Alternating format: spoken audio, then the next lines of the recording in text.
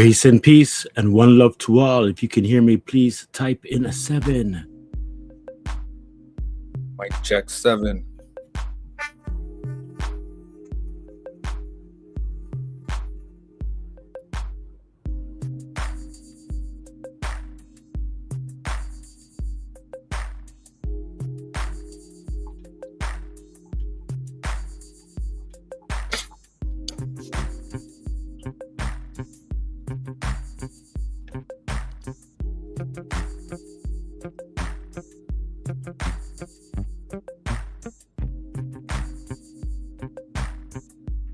One love.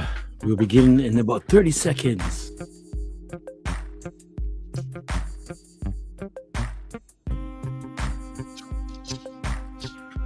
Bless up, Brother Javed, Brother John, Sister Janessa, Sister Carice, Sister Andrea.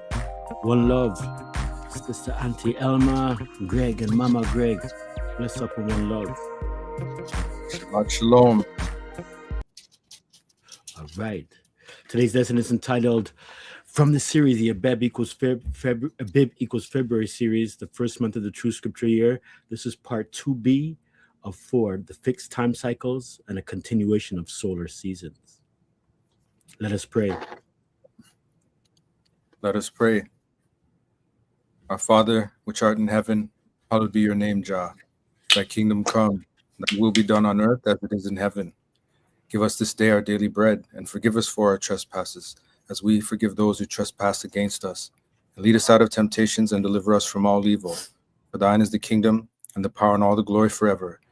In the authority and love of your Son, Jehoshua the Messiah, our Savior, we pray. So be it. So be it. Praise Jah.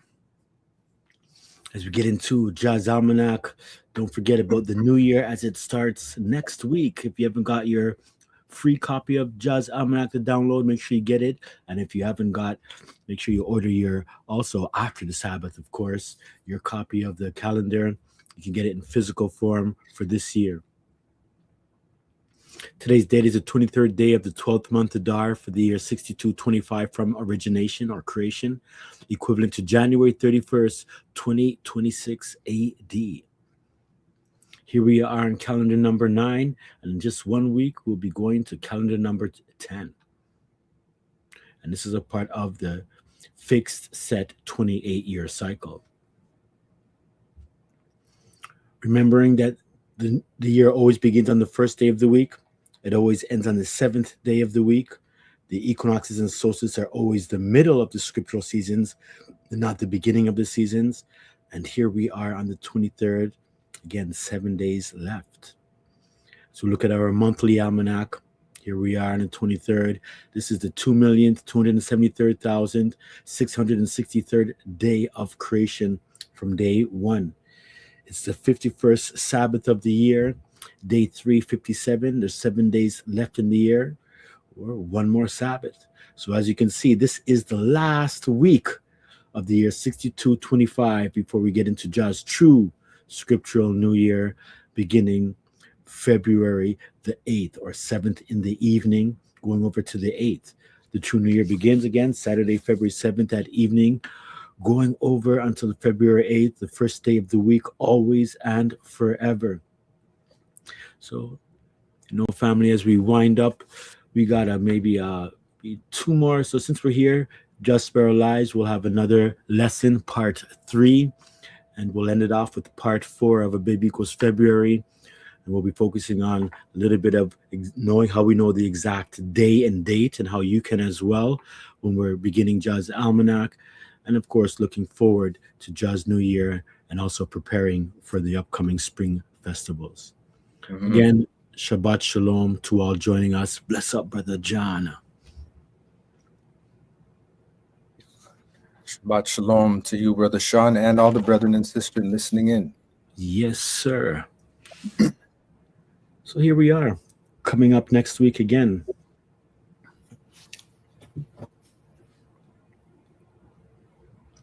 So make sure you tune into part 1 of 4 if you haven't seen it.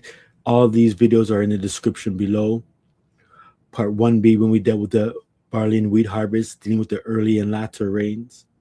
And then it's not Sabbath, last week, earlier on this week, Wednesday evening, we got into the True Solar Seasons, part 2A. And as we continue with it today, part 2B. And remember, when we spoke about the solar seasons, you learned about the cross quarter days. You also learned about the quarter days and how, the understanding of the solar seasons puts the equinoxes and the solstices in the middle of Jah's true seasons. They're in the middle of the scriptural seasons. There's always all praise, glory, and honor to Jah, our Father, and his only begotten Son, Jehoshua the Messiah, the Nazarite that died for our sins, also known as Yehoshua, Yahusha, Yahawashai, Yahshua, Yeshua, Jesus, Joshua, the Messiah, HaMashiach, the Christ. All praise to the Father and Son. Praise Jah. So this lesson, as I said, is entitled to be fixed time cycles and solar seasons. And we're going to continue on in this very deep understanding. And if by now you got to remember that we've proven that the scriptural seasons, how they're divided up. We have the summer and the winter, and you divide those two up and you get your 4 seasons. And we've shown quite clearly in the first 2 parts, whether we're dealing with ABIB and the barley, or we're dealing with the rains, which is a very big part of things, the winter rains and the summer season. They clearly let you know that the beginning of the year must be February. It can't be April, can't be the spring equinox, late March. It's not even in the beginning of March. It has to be, February. And that's due to using our Bible, understanding the months, and we lined up, the rainy seasons perfectly with the climate of Israel. And as we kind of go through the next couple lessons as we close down, we'll always remind and refresh you. But this, is the scriptural almanac that we profess is perfect with the land of Israel. That's right. So, as we go to our ABIB of God, and, this is a channel or a website, I should say, on the internet, and they are in the land of Israel, and they're always kind of updating on whether it's the agriculture, whether it's the climate, anything of that nature. And I like to always say again, they don't believe that February is the beginning of the true scriptural year, yet, going through all of their, information that they have over the years. And Brother Job, I found out a way that they didn't erase everything, but they just kind of archived it differently. Okay. So if you want to go by yourself, anybody want to go to abibofgod.com, you can go in there and you can search all of their archives of over the years. And they usually start from like around September to going to like maybe May, April, and sometimes they go into June. But you'll get all the information that you need. And it shows Jah's almanac very perfectly. And it's good to see the information from the land of Israel updated as well. And so again, looking at all of Israel in here on this page as a map. And when we, kind of go into certain things, this is what I got from last week, Sunday, January 25th. And I'm just going to read it quickly. Good morning, Yes. folks. So we hope the work week is headed in the right direction. We're in an ice storm with power outages all over. Thankful for the propane power generator, which makes it normal as far as electricity goes. We thought we would get you a bunch of photos from the past few days showing the sheep and the goats' status as a witness in the land. It'll be obvious to see that the older ewes, the mother lambs, are filling out well with the new life within them. And once again, one of our necessary witnesses to the state of the new biblical year ahead. We've got a lot of information on the different varieties and birthing cycles in articles on the website. So again, they're just kind of posting their progress, but just getting to know you're seeing sheep in the land of Israel, right? Wow. They're naturally grazing, and these are all taken. Photos were taken, as you can see, for these time periods during this week, Sunday, January 25th. We'll quickly go through some. Man riding on his donkey in Israel. Telling you, Okay. You see the female ewes. These are the females here doing their grazing. A shepherd taking, his sheep out for, a walk as they graze. Some more here. And just filling you in on how the weather is and everything, because remember they said this an ice storm came, and that came for like a day or two, and just like how we had great cold in North America, and then this weekend, even tonight and tomorrow, the Caribbean's going to get the big chill as well, and even Jamaica might go down to temperatures like 14, and Miami, Florida going down to 3 degrees, and Bahamas and all of, especially the North Caribbean, they're going to be dropping down way below that they're normally, used to. And I know 14 degrees Celsius, and that might be, I don't know how much Fahrenheit it is, might not seem like, well, that's cold. But when your average temperature is 23 and 24 all throughout the year, 14 is going to seem quite chilly. So again, they talk about these understandings of these times of the weather. January is always the coldest month of the year everywhere on Earth. So I decided to kind of, share that information as well if you want to check out the climate and what's going down in the Caribbean. All right. Looking at a few more again, quickly. The same guy, the shepherd here with his donkey, taking them for a walk. You can see that they're tagged as well and identified. And as I said, the mothers are, they're pregnant right now, and they're as they're going through their pregnancy, they're lactating. The milk that they're going to be providing for the young lambs is being prepared in the lamb. You can even see like how, look at the bird, looked like it was just landed or had landed or is taking off from on top of the sheep as well. Good pick. But this is that time period so that the lambs could be born starting from like around mid-March going through to April, and all depends on maybe a few weeks or days. You can have a little bit after March, but usually mid-March going through late March through to April is when you're going to have the lambs being born. Nice. You got them all kind of looking, saying a cheese. I noticed that there's lambs out there in the world with, black-faced lambs, and then there's white-faced lambs. And even when these are sheared down, you can see some of them have white and some of them are black. It's very unique, especially just the idea of, I wouldn't call it races, but different families, right? Even when it comes to chickens or hens, you have your white hens, with the white rooster, and you have your red hens with a red type of rooster, kind of like brownish looking, when they call it red, burgundy brown. And guess what? The white hens lay white eggs, and the brown hens lay brown eggs. I mean, that's just something else that you see in nature. They're both still chicken. The eggs are both, in terms of eating, they're the same. But it just goes to show you, the two families as we talk about the sheep and goats, and black and white. This understanding, it's kind of in nature greatly when you look around. Yeah, it's a nice picture. It looks like those sheep were ready to take that picture. They're all looking at the camera. yeah, I know. It's neat. And more than likely, he probably made some noise and called them and called their attention. But yeah, it's a beautiful picture. Again, these are the true dates. You can go to abibofgod.com right now and get all these photos as well. Wow, lots of sheep. Mm-hmm.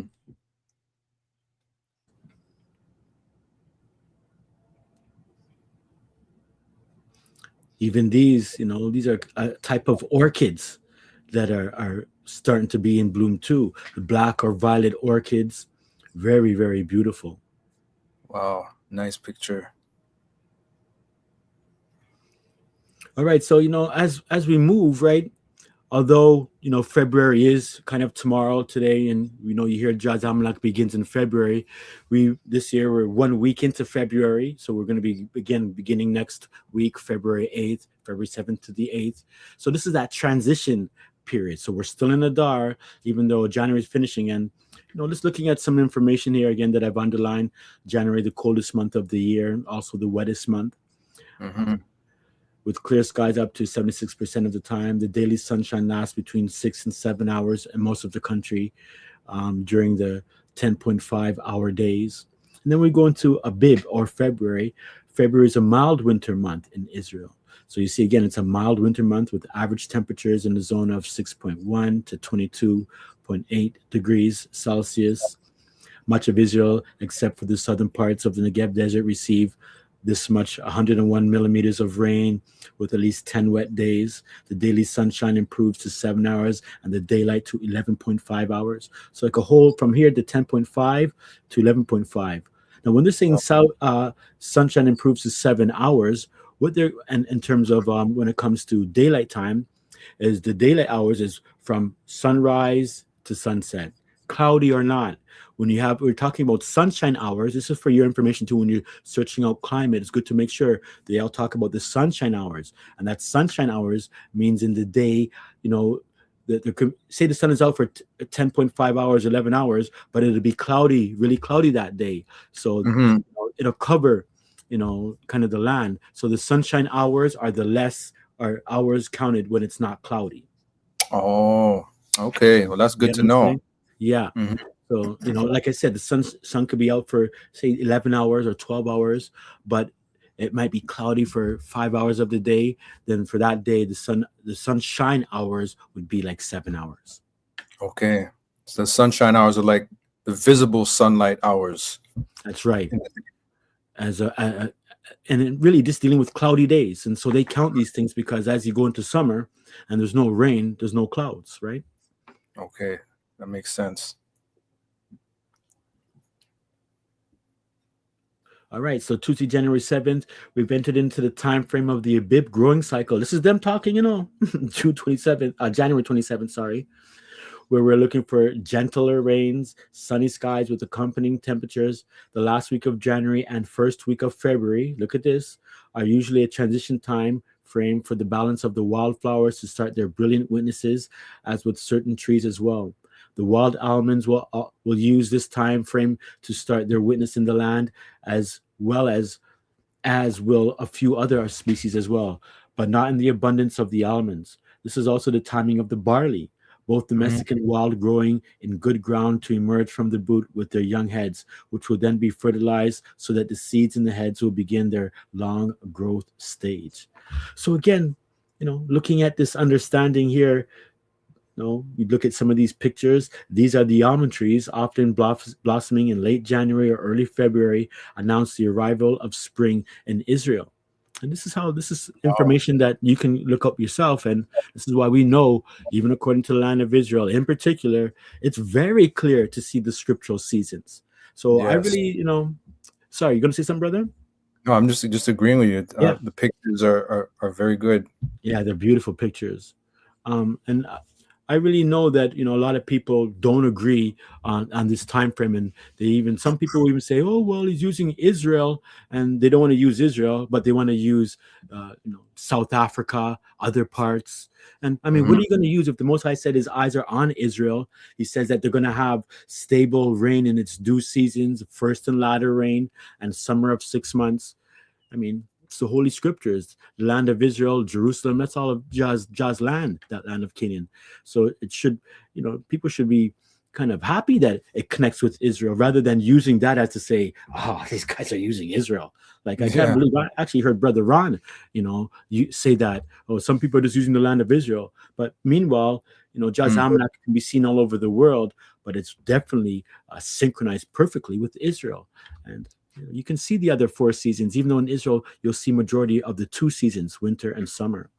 That's right. People forget that scripture where it says Jah's eyes are upon that land from the beginning of the year until the end. So it shouldn't be no surprise that Jah's calendar coincides with the climate and weather of the land of Israel. That's right. A couple more picks. Hi, folks. Thursday, January 29th. It's an absolutely beautiful time in the land if you spend time outside of the cities. See that beautiful time? The Megiddo district is starting to leap forward in the second half of what? Of winter. Listen, I'm amazed. This website shoots down February all the time. Like, I don't know, there's somebody out there, they're either talking to us and I don't know it, or they're talking to other Gentiles who've been, saying February. But yet, that's what I'm trying to say. It's kind of weird how the ABIB of God, all of the information, because they can't change the climate. They can't change the agriculture and the plants.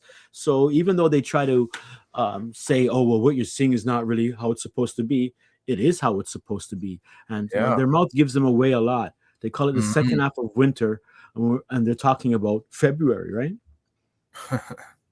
So many respects with the second half of the winter flowers exploding, the beautiful witnesses. By the middle of next week, we will see all of our early germinating fields coming out of the boot stage and their heads seeing the first light. Within a week after that, they're talking about the barley. There will be majority sections of those fields displaying the Zadok growth stage. So they get into all of this type of thing with the Zadok business. That's what they're doing. And the Zadok is some type of priestly witnesses that they're trying to attach from the Sanhedrin and all modern Jewish understandings and Talmud, and of course using some of the scriptures to try to say, well, it has to be the Zadok growth stage and all these kind of technical things when, it doesn't go that way at all. But that's how they kind of, distort the truth. Mm-hmm. So, here's just a few pictures. Right, this is Thursday, January 29th, which is 2 days ago. Look at the land. Wow. These are all just growing. So this is early spring. I'm just letting everybody in this early spring. So although I look outside my house right now, there's a lot of snow and everything.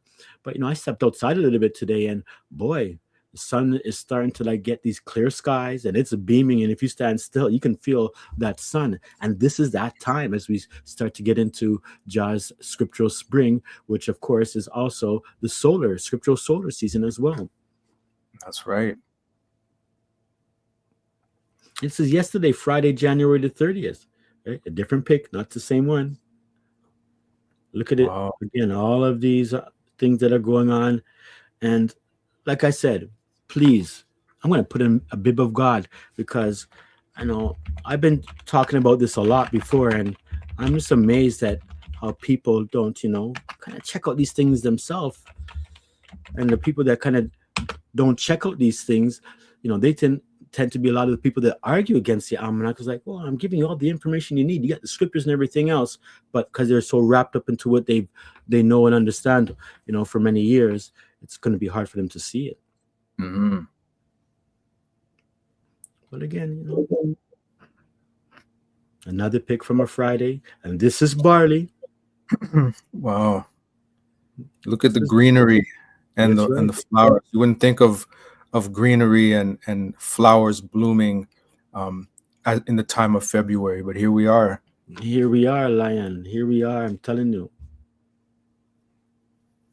So again, we're understanding that the year begins. If you remember last lesson, it's a cross quarter. The equinoxes and solstices are the middle. So mid-spring is the spring equinox, midsummer solstice, mid-autumn equinox, midwinter, all the middle of the true scriptural seasons, and of course, as we talk about the solar seasons as well.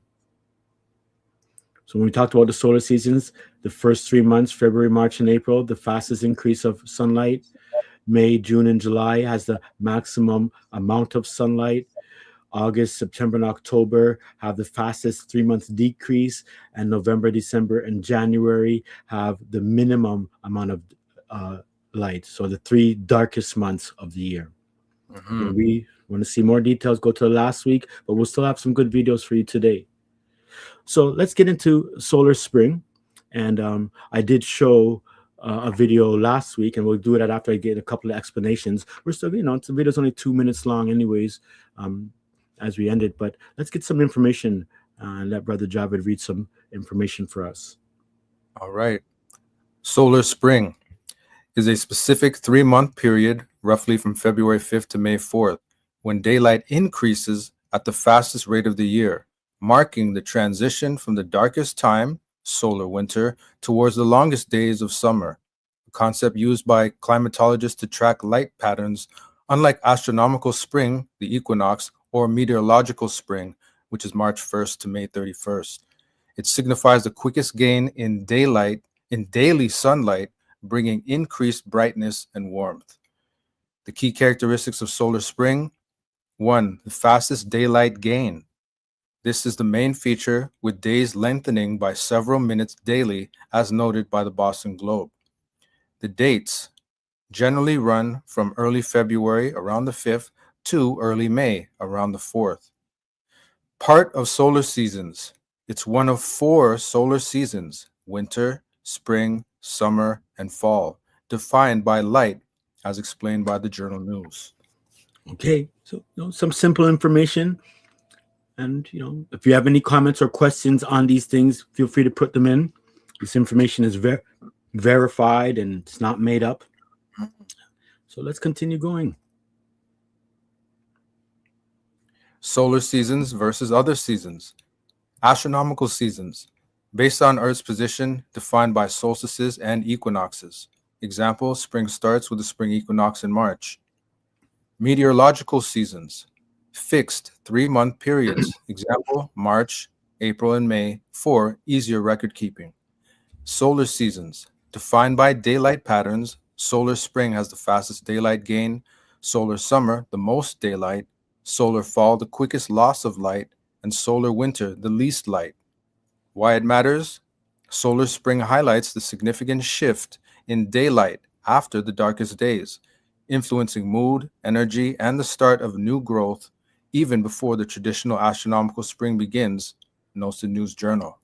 Mm-hmm. So again, some pretty good information on Mm. this idea here of, or not idea, the notion, the understanding of solar spring. Again, when we talk about these solar seasons, for the most part, many people have never even heard about the solar seasons. And True. hopefully everybody has watched the initial video that I have on solar seasons. And if there's some people who say, hey, they never saw it, and then, I mean like the 2-minute video I have that just talks about only solar seasons, then I'll put it up later on, maybe near the end. But otherwise, we're gonna, with that understanding, we'll continue go through the difference, between solar seasons, of course, and astronomical and meteorological seasons. It's dealing with the sun. You understand? And Right. this That's is what's right. very important. The sun is for signs, seasons, days, and years. And clearly we can see the solar season is Jah's season. It's more accurate than the astronomical and the meteorological, and it's natural. And at the same time, like I remember Brother Javid speaking about it, astronomical and meteorological seasons, everybody's heard of these things, but no Mm-hmm. one really hears about solar seasons. And that's amazing. Oh, And you ask yourself why nobody's really hearing about solar seasons, because you can see they're dealing with February as the beginning, and by putting that information out there, kind of openly all the time from a long time ago, it would maybe suggest that, hey, spring can begin in February. But the truth of the that's matter right. is, spring does begin in February, according to the Holy Scriptures and to the true holy solar seasons. And so, you're living in some exciting times, and you're gonna see this almanac, as long as just spare our lives and keep His mercy pouring down, it's gonna go out there, and a lot of people are gonna be questioning, the calendars that they use, and they're gonna be able to soon start be able to see that these calendars are wrong. And when you find out that the almanac that you're using is wrong, and you start to learn what the truth is, a repentance has to be there, right? Because even when it comes to ignorance, we have to repent. So if you found out every time you were doing something, it was a sin all the time, but you never knew. Well, when Jah lets you know, or you find out, hey, that the way you were doing that and that thing you kept saying or doing, do you know that it's sin? Well, then when you recognize that it's sin, you still have to repent for that. You understand? Even though you were That's doing right. it and not knowing. And it's called there's a sac called the sin of ignorance in the scripture. Mm-hmm. So many of us may have a lot of those ignorant sins that we don't really recognize. And Jah will look in your mind if you recognize. If you don't recognize it, then Jah will say, okay, they're ignorant. But if you are ignoring it purposely, like you did something wrong, but you don't want to say sorry to Jah for that, then he's saying, hey, that person's not ignorant. They're just refusing to confess for that sin. That's right.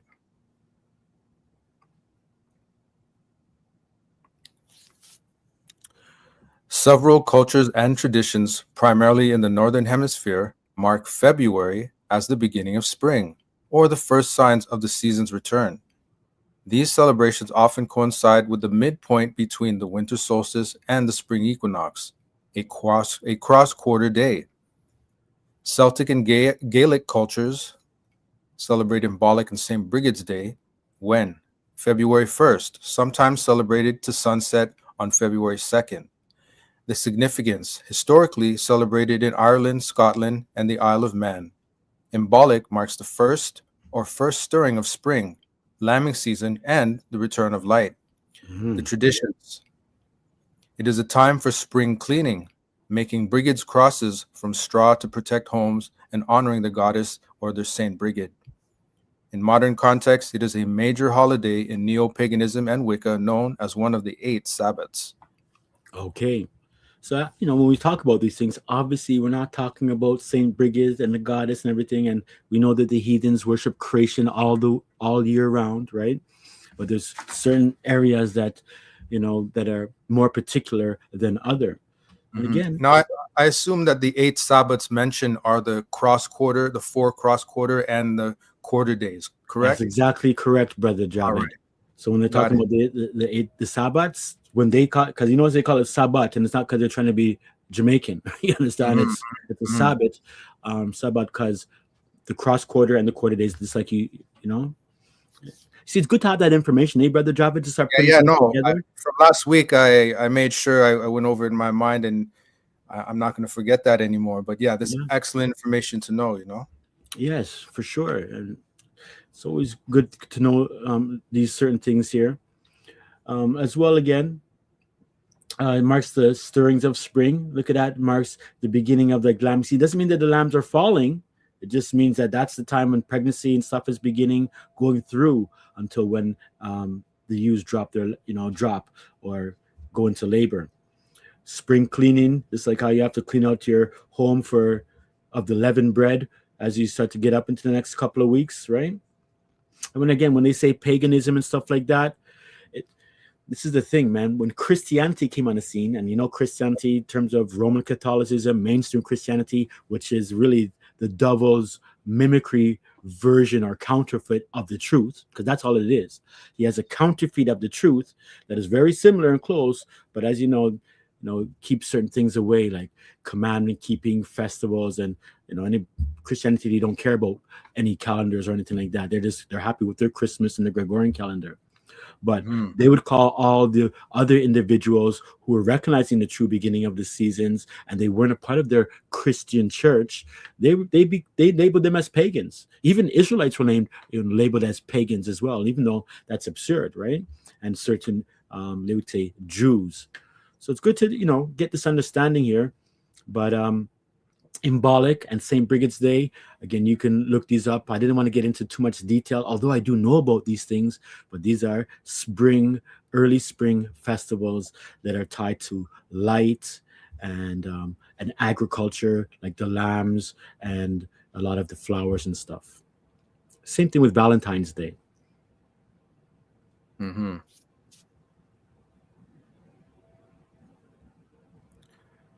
In Chinese culture, they celebrate their Lunar New Year, or Li Chun, when in late January to mid-February, their new moon between January 21st and February 20th. The significance, while the exact date changes, the Lunar New Year is widely known as the Spring Festival, making the end of winter's coldest part and the beginning of spring. It is closely tied to Li Chun, the first of the 24 solar terms. In traditions, cleaning homes to sweep away bad luck, family reunions, red envelopes, and in some traditions, balancing eggs to symbolize the first start of spring. Mm-hmm. Yeah, they have this red envelope thing that they drop red envelopes, like they'll put it at homes, and if there's something in it, like a blessing or whatever it is, Mhm. they have different traditions, but they'll put that at the front of the door. Kind of reminds you of the Passover lamb blood on the doors as well. You know what I mean? Yeah, okay, I see it. And like I haven't gone extensive into it because I don't like to try to dig too much into their things, but the Chinese and the Chinese, Japanese, and the Asians, their astronomy and astrology as well is very very unique, and it was based upon no sphere. You understand? It's based upon a plane. Um, Mhm. every culture probably before 600 years ago, outside of maybe the Greeks and Romans who try to force a change, they believed that the Earth was a plane, not a globe, and That's that's just right. something to know. That's how it was, and it's just I would say recently, even though 500, 600 years ago doesn't seem so recent, but when you look on the scope of time that has passed by, it is quite recent that these changes have been made. That's right. That's right. The notion of the Earth being a sphere and um, evolution, these are all things that the Gentiles have brought in. Meanwhile, prior to Alexander the Great, the Greek Empire, and the Romans, the ancient world, all of the ancient world, believed that this earth was a plane, and many other truths about Jah's seasons and calendars, as you can see here. That's right. Rito Vibes. How does the spring season remain the same in a 365-day calendar versus a 364-day calendar? Well, one of the main, as you know, that the 365.25-day calendar, it's actually a numerical understanding, but to keep it simple, they have leap years, right? And the 364-day Jah's Almanack, it's not Enoch's calendar, and it's not Jubilee calendar, and it's not the Zadok calendar, but Jah's Almanack has Sabbath years or sabbatical years, meaning that every 7th year, you're going to have 7 days, 1 week that's going to keep everything in line. And there's a 28-year cycle. So if you go on our channel, and I'll even be focusing on it, Just Sparrow Lives this Wednesday evening, we'll be going a little bit more into the 28-year cycle to get the exact dates and understanding. But this is how it keeps in, and it's a 10,227-day, 28-year cycle. I know that sounds like a lot of scientific and all big numbers, but it's, again, we can't talk about this that way. I would just let you know that, yeah, everything stays in line. It doesn't say 364. That's a common year. When it gets to a sabbatical year, it's 364 plus that 1 week, and there's an understanding there. Thanks for your question, though. As we take a look at the, kind of, it's not basic. We're not going to get into the Chinese business, but, as you can see, I put the dates, and, we have here, this is their almanac. And so they've included the constellations, and then there's solar terms, and as well as any agricultural type of understandings that are unique. So their start of spring is, in an area we say February 1st, even though they have a lunar cycle calendar. And so sometimes that's why they have a very broad date for the beginning of their spring, because the moon is, it's wonky, right? It doesn't have no perfect cycle. It's moving all around, but it'll be usually the end of January and the beginning of February. And then certain years might go just a little bit longer. But as we just read before, they consider this time spring. And so you can see the start of spring as we're going through. Then they get to the vernal equinox. That's mid-spring right there, because it says start of spring. So even the Chinese calendar recognizes that the vernal equinox and the summer solstice, which you see here, is the middle, because they say start of summer is right here, which is May. That means the summer solstice is the middle. The start of August is of autumn is August 1st, which makes the autumn equinox the middle. And the start of winter is around November 1st, which makes the winter solstice the middle. Now, you may have seen a lot of the information that we've showed, so many charts already about these things. And I know I can just have a lesson on this, probably 150 charts to show things.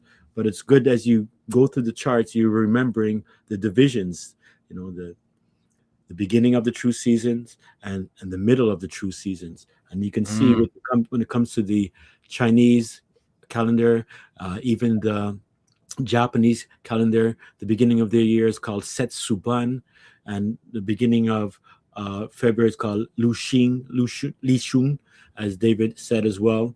And it's good to you if you want to go get your own information. Are they dealing with Jah's things? No, but they recognize the true beginning of seasons. That's right. No problem, Retro Vibes.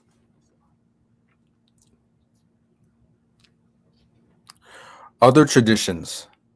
Christianity, who celebrates Candlemas, presentation of Jesus, held on February 2nd, 40 days after Christmas.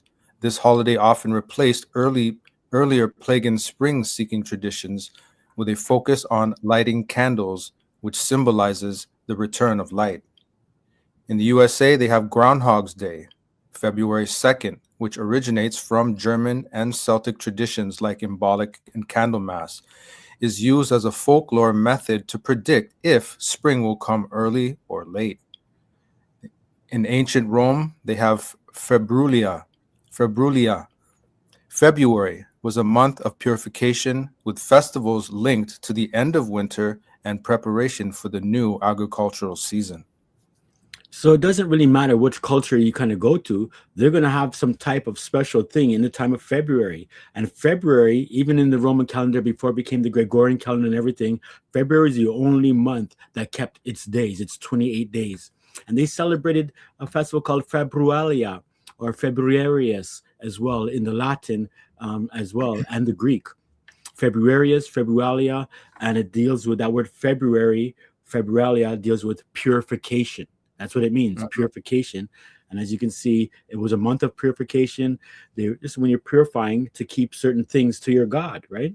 And so same way the Israelites would purify themselves, or, before the Passover come, the new year would start, you'd have 14 days to get yourself together, purify yourself, clean out your home, get the leaven out, have that lamb prepared from the 1st to the 10th day of the month, and then getting it ready also to be sacrificed. I mean, that's the ancient way. We don't sacrifice a lamb now. The Messiah is our sacrifice, of course.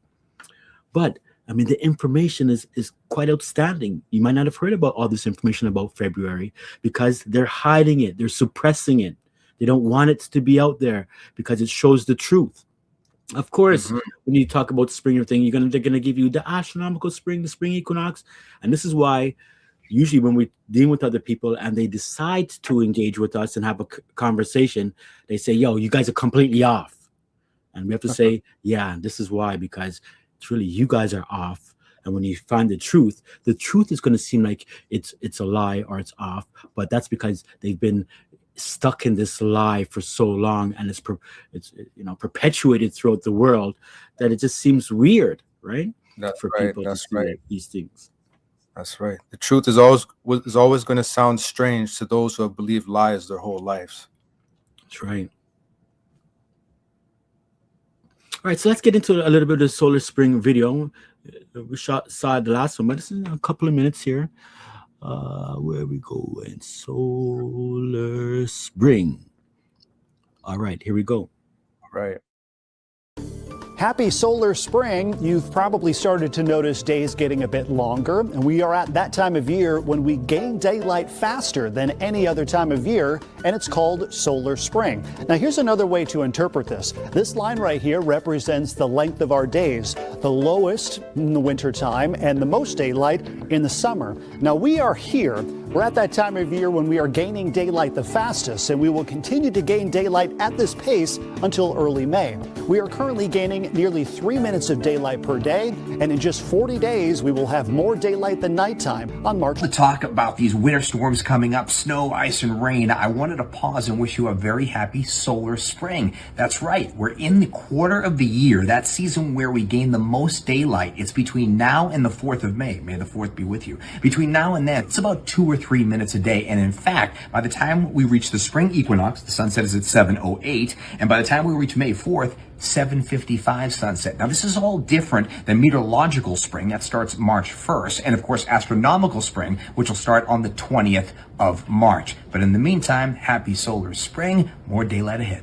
You've likely noticed the days getting longer, and anytime the sun is out, you can actually feel the radiation. And anytime the sun is out, you can actually feel the radiation. We are entering a time of year called solar spring. It's a stretch when we gain the most daylight throughout the entire year.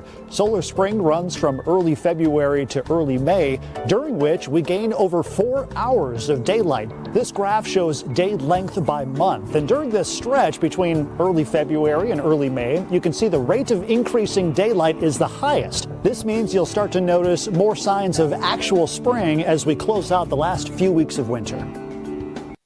Welcome to solar spring. You may have never heard of it before, but solar seasons are based on the amount of daylight we have each day. And from today through May 4th, we will have the biggest increase in daylight through the whole year. And this is called solar spring. And you'll start to notice big changes in our atmosphere between now and May 4th. The big reason why? The sun angle. Think back to the winter solstice, the sun very low on the horizon, only 24 degrees above the horizon. But over the the last couple of months, since the winter solstice, the sun has been steadily inching up a bit in the sky. Today it's at a 32-degree angle, and from now through May 4th, that will continue to go up at a very quick rate and then slow down a little bit as we approach the summer solstice, when it reaches its highest point in the sky at an altitude of more than 70 degrees.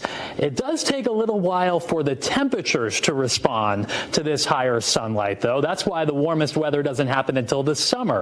Reason for that, all of the oceans covering the globe. If we didn't have the water that takes a while to warm up, the temperatures would more evenly match the sun angle, which is already on the way up as we speak. But that said, you'll probably start to notice in these next several days the later and later sunsets. Today, 5:10 in the evening, February 21st, 5:30 in the evening, and then we spring forward on March 10th, and the sunset will be nearly 7 p.m. By the way, the sun rises tomorrow morning, the first one before 7 in the morning. I'm meteorologist Ryan Breton, Fox 61, Connecticut's news station. All right. Excellent information. Really good information, and you can see these guys know what they're talking about. And so as we go through this understanding, again, I hope you're absorbing it. And there's a lot of kind of things that are in front of us that we might not see. And the one thing I noticed, even in the world, especially with sports and in America and everything, is like they love to cover up just things with their sports. And so what you see on your screen here is, about the Super Bowl. The Super Bowl has been held on a Sunday in the last week of January or first week of February every year. And since 2022, the game has been played in the second Sunday in February. The 2026 Super Bowl will be held on Sunday, February 8th, 2026. So, what I want to say, first of all, next week, February 8th, is the beginning of Jah's year and Jah's true spring. And they know these things because look at all of the dates, before they were doing it just near the end of January, right? And then they start up here in February 3rd in 2002. And then in 2004, Sunday, February 1st, it's from this point on where they, they began to start to have it for like the second, it's always being around the 1st of February. Okay. And it's linked up. So all the arrows that you see in the red are the beginning of Jah's year that year. So what I'm trying to say is that when you look at this chart, and let me start here. You see this yellow thing here where they put Sunday, February 1st? I don't know if the brothers and sisters remember, but during the Super Bowl, and I'm not a football fan at all. I know many people are, and I just tend to pay attention to if it's any sport like the championship game, because that seems like you're going to get the best competition because everybody's really trying hard now. But if you remember during the Super Bowl, the halftime show is a big thing, right? For the Super Bowl, big. If you kind of have a commercial during the Super Bowl, if you can perform, your career is like, or you're done. It's not no Mickey Mouse business when it comes to that Super Bowl Illuminati thing, right? And if you remember in February 1st, 2004, that's when Janet Jackson had her costume malfunction, as they called it, when Justin Timberlake purposely pulled the thing to expose her breast. And what did she have on her breast? She had this. She had the sunburst. And that was February 1st, right? That year there. And that's exactly, what this is dealing with. They know the solar seasons is what I'm trying to tell you. They exposed her breast, and this was around the part where the babies suck the milk from. And, that's what it is. And, we know it wasn't a mistake. We know it was all planned, but I'm letting you know that these guys know. And so all the time when they're finishing off their Super Bowl around Jah's New Year, so next week, February 8th, that's Jah New Year. This last year, 2025, it was February 9th. So like I said, all the red is the beginning of Jah's New Year. Some of them, they don't match up because their calendar moves around a little bit too. And this is what keeps things so you can't really see it. But once you start to get like a whole group of years, you start to say like, hey, these guys know what's going on. You know what I mean? Yeah. So every red is the beginning of Jah's year. And that's also the day that they have their Super Bowl. And their Super Bowl will always be on a Sunday. Always.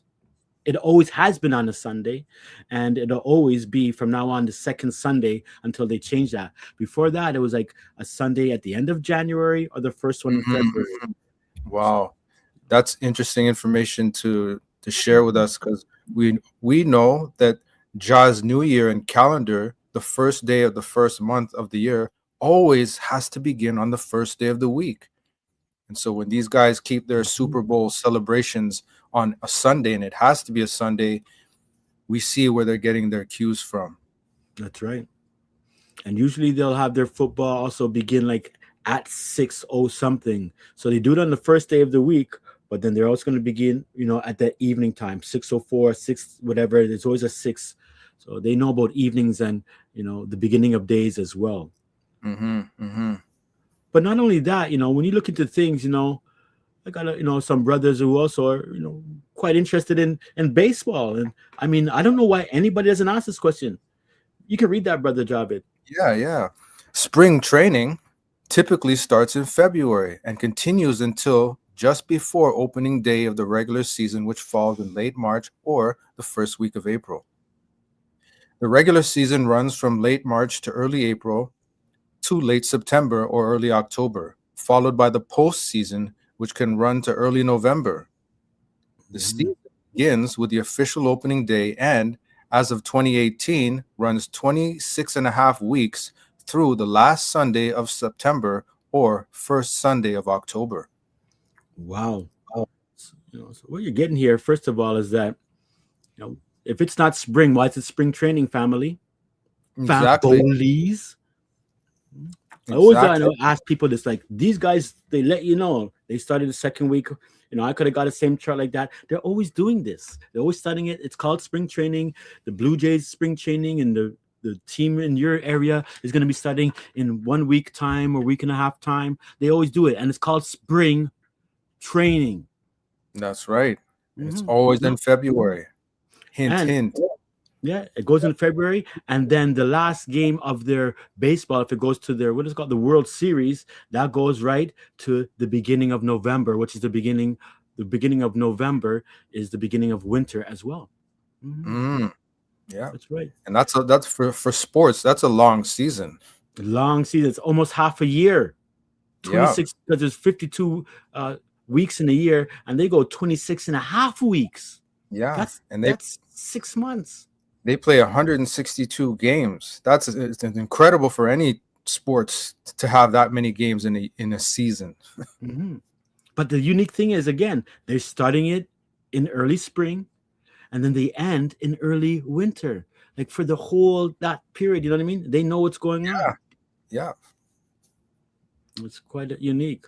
So, I mean, for all our baseball people out there and sports people out there, I could have did the NBA. They love to start it late October, early November, and they go right to the June solstice as well for the championships. I mean, it's all there. They know what's going on, you understand, and the seasons, and so they're able to do these things, but it goes over our heads because we're just, you're not really looking for these things. But I know that the satanic world out there knows what's going on. Yeah, it's a good point. Even when we were younger watching baseball, they always told us that spring training begins in February, but you never question, well, why is it they're saying spring training begins in February and spring doesn't start until April? And so now that we know these things, this becomes more evident now. That's right. That's right. If it's not, don't call it spring training. Call it late winter training if you want to say that. But no, they're not going to do that. And trust me, they know what they're saying and know what they're doing. These guys don't have, $1 billion and $1 trillion enterprises and everything. All of that is a business model. Sports is a business model, whether it's NBA, football, it's a business model to make money, and they know how to do these things. And this is what they do. So nothing is just by chance or, hey, what do you guys think? Let's just brainstorm it. They know. No, in order for us to stay in sync with time properly, we're going to utilize it even though they don't know what the time is. That's right. All right, let's get into solar summer. In Israel, May is traditionally considered the start of summer due to distinct meteorological shifts and historical administrative practices. Arrival of the dry season. May marks a definitive end to the rainy winter. Meteorologically, Israel has two primary seasons: a cool, rainy winter from October to April, and a dry, hot summer beginning in May. By May 2026, monthly rainfall is expected to drop almost to zero, with an average of only 1 day of precipitation across the country. Rising temperatures. While June to August are the peak heat months, May initiates the summer heat profile, with average daily highs reaching 26 degrees to 27 degrees Celsius in cities like Jerusalem and Tel Aviv, and up to 33 degrees Celsius in Eilat. Hey, lots of information there again. So as we get into the, we're talking about Israel, and we didn't even get into the solar seasons yet. I'm just talking about Israel. And we teach this a lot, that, if you please, just look at climate of Israel on our channel, do climate anywhere. When does summer start in Israel? And the thing is, it's a lot of trickiness. They say, well, May is the beginning of summer, but they don't wait to really calling it officially summer until the solstice. They still play around with that, right? And so they have to do that, so you don't know what's going on. It's like, well, if May's summer, then why is the solstice the beginning of summer, and blah, blah, blah? Because, hey, keeps you in confusion, keeps us, trying to figure out things. If we're trying to figure it out, it's just so wanky. And as people say, nobody could figure out the calendar. Nobody knows what day it is. How do you really know it's Saturday? And and everybody has this, oh, well, nobody knows. When just because they know, they don't know. But we know that Jah will share these things with those who ask him for these things. And his almanac, his calendar, is very important. And we give thanks and praise to Jah, for revealing this information. Again, coming through our elder David Ray, who passed away about 6 years ago, going on almost 7, but 6 years ago. And this information is accurate. And I've known, and Brother Javid have known this almanac for going on almost 30 years. You understand? 30 years. Proving and testing and getting these things going out. And you might say, well, why isn't it gone out there fully? And how come? Jah does things at his pace. And I think, he really had to make sure, though, the people who were presenting it knew what was going on, too. And, it took me a long time to know how to do this almanac and learn it in my head, how the functions work, And so, like, I always knew that I wanted to learn the almanac, that if we didn't have the book, didn't have the records, I can recreate it myself out of my mind, somewhere else. And this is what I always, even with my family, we try to train them in this area, so that they know these things. So if anything, you know how to find the path back again. And I do believe that Jah is part of the end times. Jah's revealing his calendar, and this calendar is going to really start to separate, certain true worshipers from false worshipers. I ain't calling people who don't follow our calendar right now false, but I do know as we move on in the future, and then when this information comes out, those who go against this information will be considered false, because this is the true information. And I know everybody says they have the truth. And so who are you guys to say? And that's just what we're going to have to wait through. And we just count on God's, guiding all. And we want all to see this almanac, not just a couple of people. And we want those, we can really get into shooting down calendars, and sometimes we do. But I really want the brothers and sisters just to see that their calendars are false, and it gives Satan worship. It doesn't give the Most High worship, even though the intent on the mind of the believer is thinking that the Most High is getting worship. And may the Most High and just consider that a sin of ignorance and not a sin of rebellion. That's right. It's a good point you mentioned about knowing how to the formulation of Jah's calendar. And it goes back to that scripture, I think Psalms 90, where it says, teach us to number our days. So now that we know how to number days properly and the formulation of Jah's calendar, if these heathens were to ever find our books and burn them all, we can still recreate and reconstruct Jah's calendar based on the Jah's numerical numbers that he's given to us. That's right. Doesn't matter. All we need to know, if we're taking, I fell asleep and I woke up, all I would need to know is what date it is. You understand? And then from there, we can build, using that Gregorian date, we can say, oh, well, this is on Jah's almanac, this is what that date would be. And I'm very thankful to the Most High. And I pray that, all who hear these lessons and study these deep topics will have that information as well. Again, we talked before about the transition from January to February. Now here's another transition dealing with April, Savan, going to the fourth month we call Judah, which is also May. So as it says, April is sunny with at least 9 hours of daily sunshine, clear skies for 85% of the time. The precipitation registers below 25.4 millimeters. The wettest regions are starting to slow down. Jerusalem registers the comfortable zone of this and that during the Easter holidays. So, Easter and Passover, they keep those times the same thing.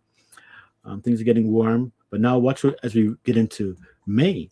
So, again, I want to remind everybody what you're reading. You're reading, this is an official climate of the land of Israel, broken down month by month, not by me, but by some climatologists, some meteorologists, and there's many of them out there. And I just got the one that I was able to kind of like stack on each other, but all the information is the same. They're all connected. They very rarely are different from each other because it's climate, right? Mm-hmm. So when we look at the weather in May, it says May is dry and sunny in Israel with 11 hours of bright sunshine and 14 hours of daylight. So look at that, 11 hours of bright sunshine. So it means a little cloudy, but it's 14 hours of daylight. So from the morning until the sun sets, it's 14 hours. You understand? Yes. The precipitation is generally absent in Israel by mid-May, and most regions are hot and dry. Expect the temperatures to rise significantly by the end of the spring season in what? May. In May.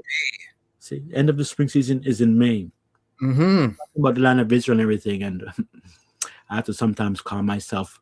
I almost got so excited again. You know me when I start burning fire on calendars, but man, this calendar that you're following that says spring equinox in March 20th and 21st and a lunar cycle or anything that deals with spring equinox as the beginning of spring is devilish. The devil has tricked you and all of us. I'm not trying to say, we're not tricked. We were until you know things, but when you know, you do better.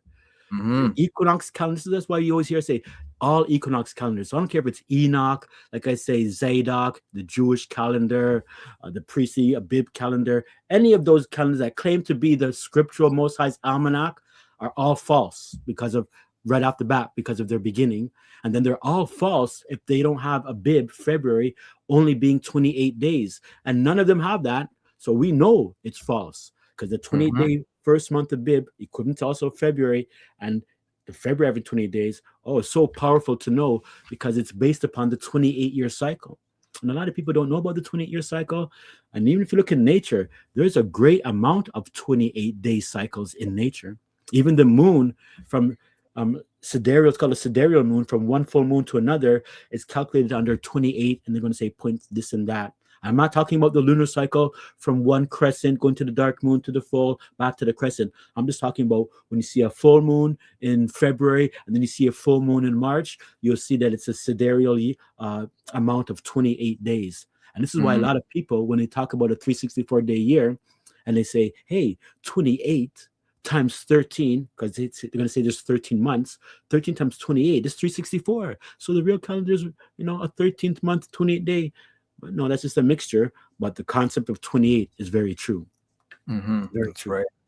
May is the beginning of summer, no matter what anybody wants to talk about. You understand? Doesn't matter. And so right off the bat, I know people are going to hear this and still can't wait till spring equinox comes out and everything is going on and say, hey, well, we're keeping Passover this time anyways. But it's the wrong Passover. Messiah is not in that Passover. That's right. Go ahead, brother. Increased solar radiation. May sees a significant jump in daylight and sunshine. There are roughly 14 hours of daylight and 11 hours of bright sunshine daily, with the UV index reaching very high at levels of +10. Historical summertime. Historically, under the British Mandate and in the early years of the State of Israel, summertime, daylight savings time, often officially commenced in May. You hear that, Lion? Wow, that's something it did, else. But they changed it, brother. That's crazy. Historically, under the British Mandate and in the early years of the State of Israel, summertime, daylight savings time, often officially commenced in May. while modern Israel now switches to Israel's summertime in late March. The association of May with the start of the summer season remains culturally and meteorologically significant. Wow. So you see that point? Look at British mandate, but they're talking about Israel. Lets you know what's the connection between, Britain and Israel? Greatly. We won't talk about it now, but that's a devious connection right there. Greatly devious. Agricultural and floral cycle. By mid-May, the lush green landscapes of spring begin to fade, replaced by the dusty look characteristic of long, dry summer as plants enter their mature or dormant phases. That's right. So, you're getting a little bit of information here about how things have gone and how they try to change things up and know what's going on. Even Brother John says it also has to be 20 days in order to keep the Passover in the second month. That's right. That's right. And, as you bring that up, it's kind of good that you bring it up, because sometimes I pray that, the Most High will have mercy on those who are keeping, like that March Passover-ish time-ish, whenever in April, and that, he just recognizes it that they missed the true first Passover, but they're keeping the second one. Because, if you miss the first Passover, you're able to keep the second one. And, yes. They're closer to keeping the second Passover than it is the first one. But that goes to show you, again, this time thing with months and days. And just like how Brother John points out, 28 exact days to the next Passover, of which you can keep it in the second month Ziv. And that's a great point. Yep, good point. Yep, if you miss the Passover in the first month, you're able to keep it in the second month. Yeah, excellent point. That's right.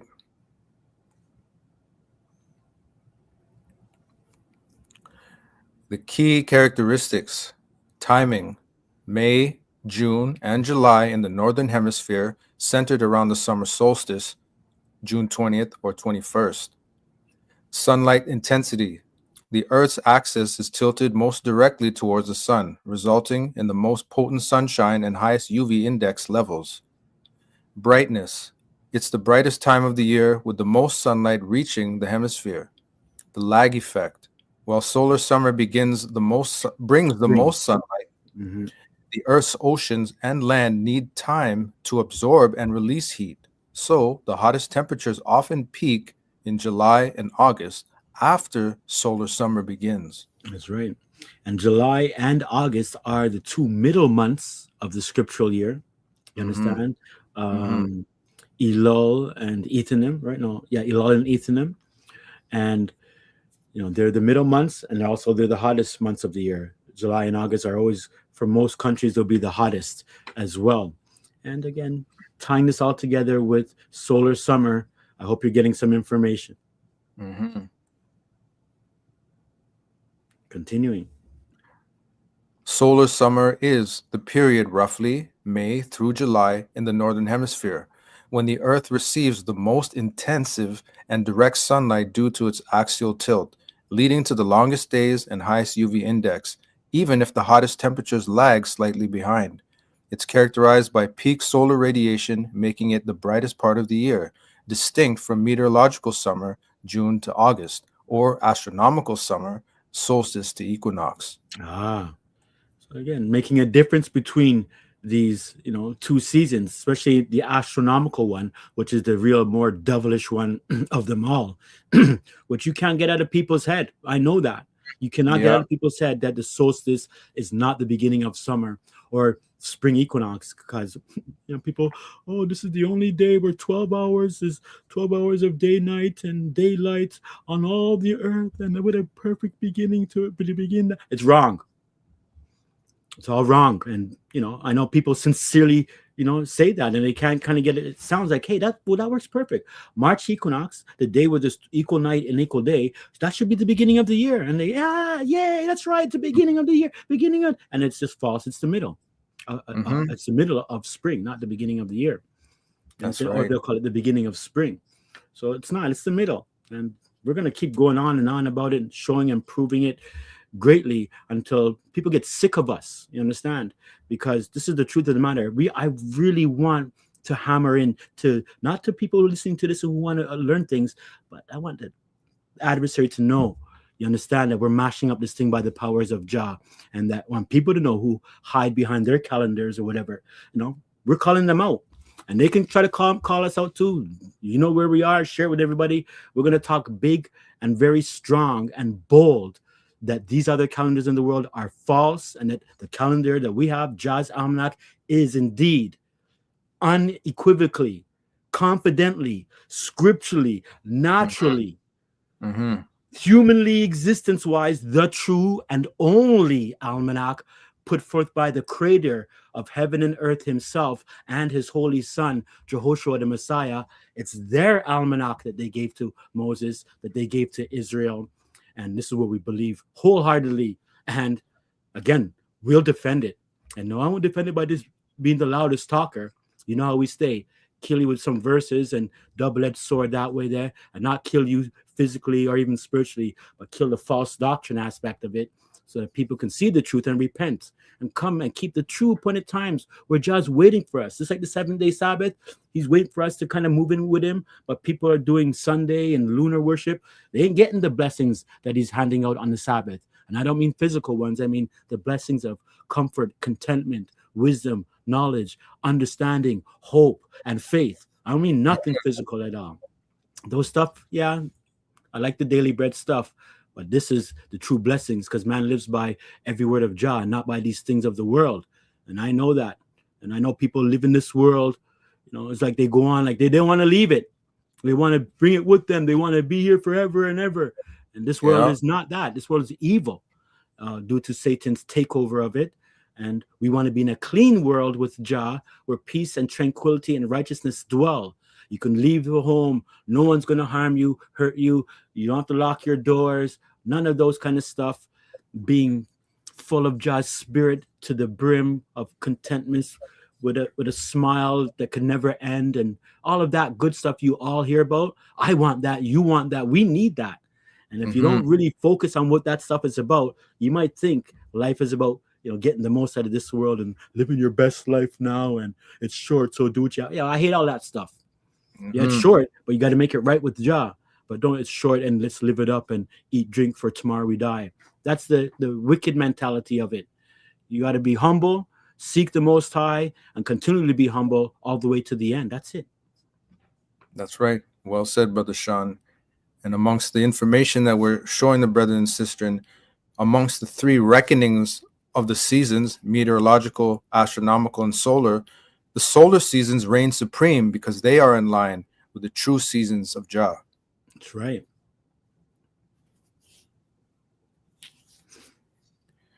Why it's different from other summers.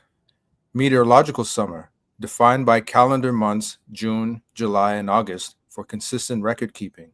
I notice this information. Sorry, Dave. I know this information. It seems like we're saying the same thing all the time, but it's from the same source, but it has to be reiterated so it becomes something that is true. I don't like to say it once because you might forget. Exactly. Astronomical summer starts at the summer solstice, or the longest day, and ends at the autumnal equinox. Solar summer focuses purely on the period of maximum solar energy input, making it the season of most potent sunshine and rising UV levels. That's right. There's a difference. All right, so let's watch our solar summer video. Let me look for you. Where are you, solar summer? There you are. All right.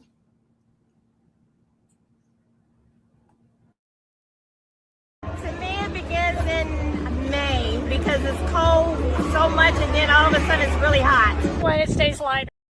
I'm sorry, I have to stop here because I want to remember. So they ask a question: when do you think summer starts?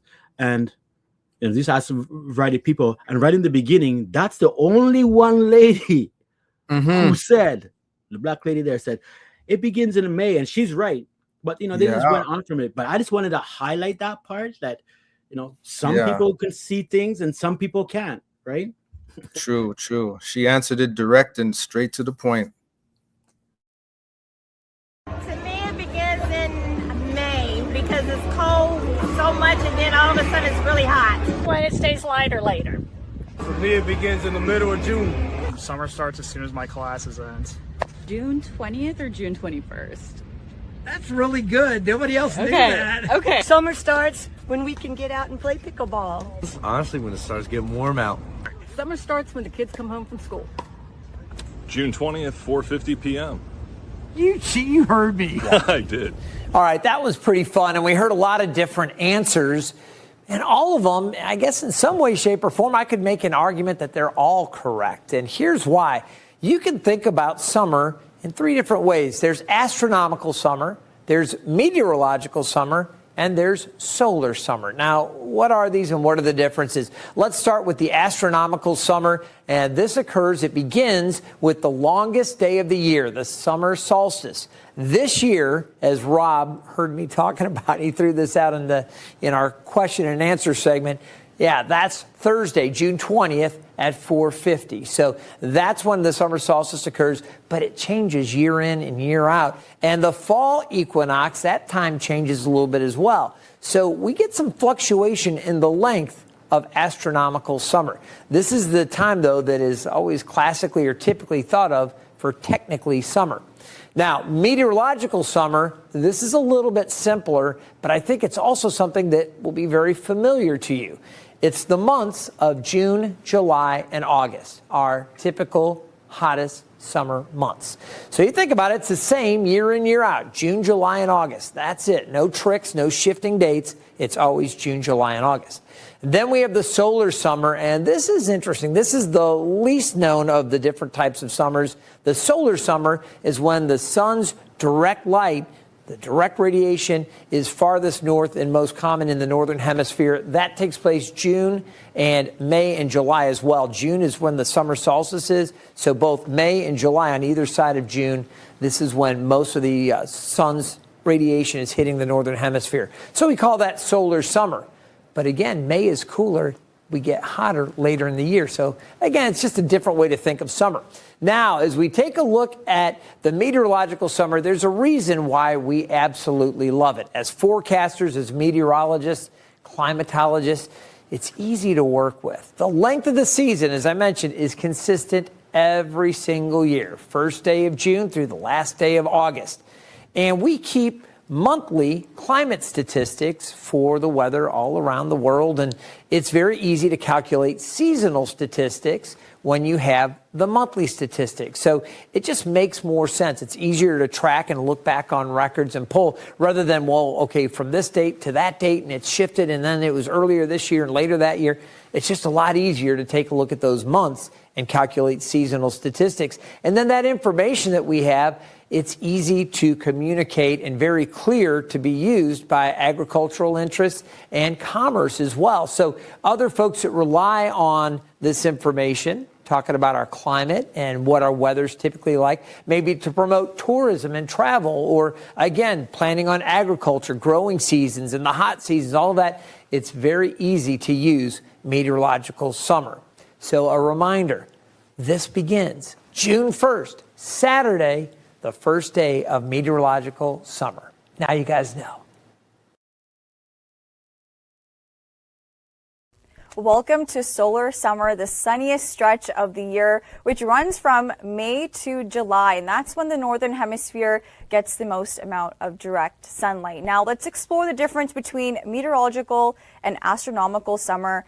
Now, meteorological summer runs from June to August based on the temperature and typical weather patterns we experience each year. And astronomical summer begins with the summer solstice, which falls Friday, June 20th at 10:42 Eastern Standard Time, the longest day of sunlight we see. So if solar summer has the most sunlight, why isn't it the hottest? And it's because the Earth's land and oceans take time to absorb and release heat, which builds later in July and August. So during solar summer, we also see the highest UV index of the year, which begins to rise rapidly in May and peaking in June because of the Earth's angle being the highest. So if UV radiation is the strongest, it's because it doesn't feel super hot yet. So enjoy the season of light ahead and make sure to wear sunscreen based on the UV index near you. If you are planning on coming to Israel in summer, which is when most people visit Israel, this video is going to be very helpful. Summer in Israel starts in May and ends in October. You can expect temperature of over 30 degrees Celsius, around 90 degrees Fahrenheit, and 0 rain. Mm-hmm. All right.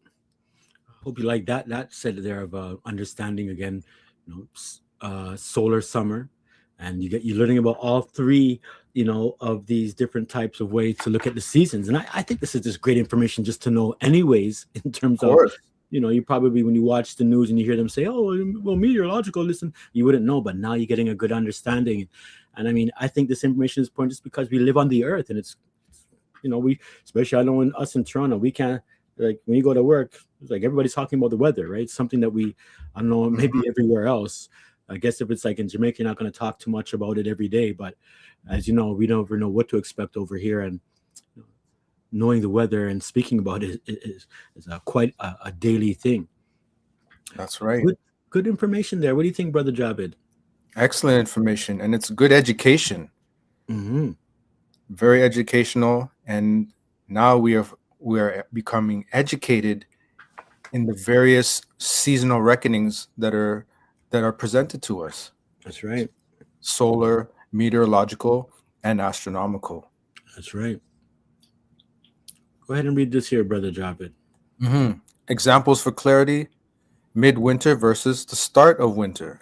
In many Western calendars, December 21st is called the first day of winter.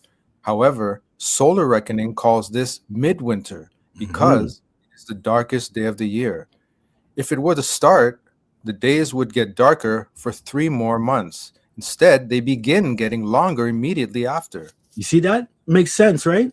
Makes total sense. The day's the darkest, so then it's winter, and that's the beginning of winter, and then all the days after are getting brighter. It's weird. Just like the summer solstice. Every day after the summer solstice, the beginning of summer, the days are getting shorter. That's so weird. Yeah.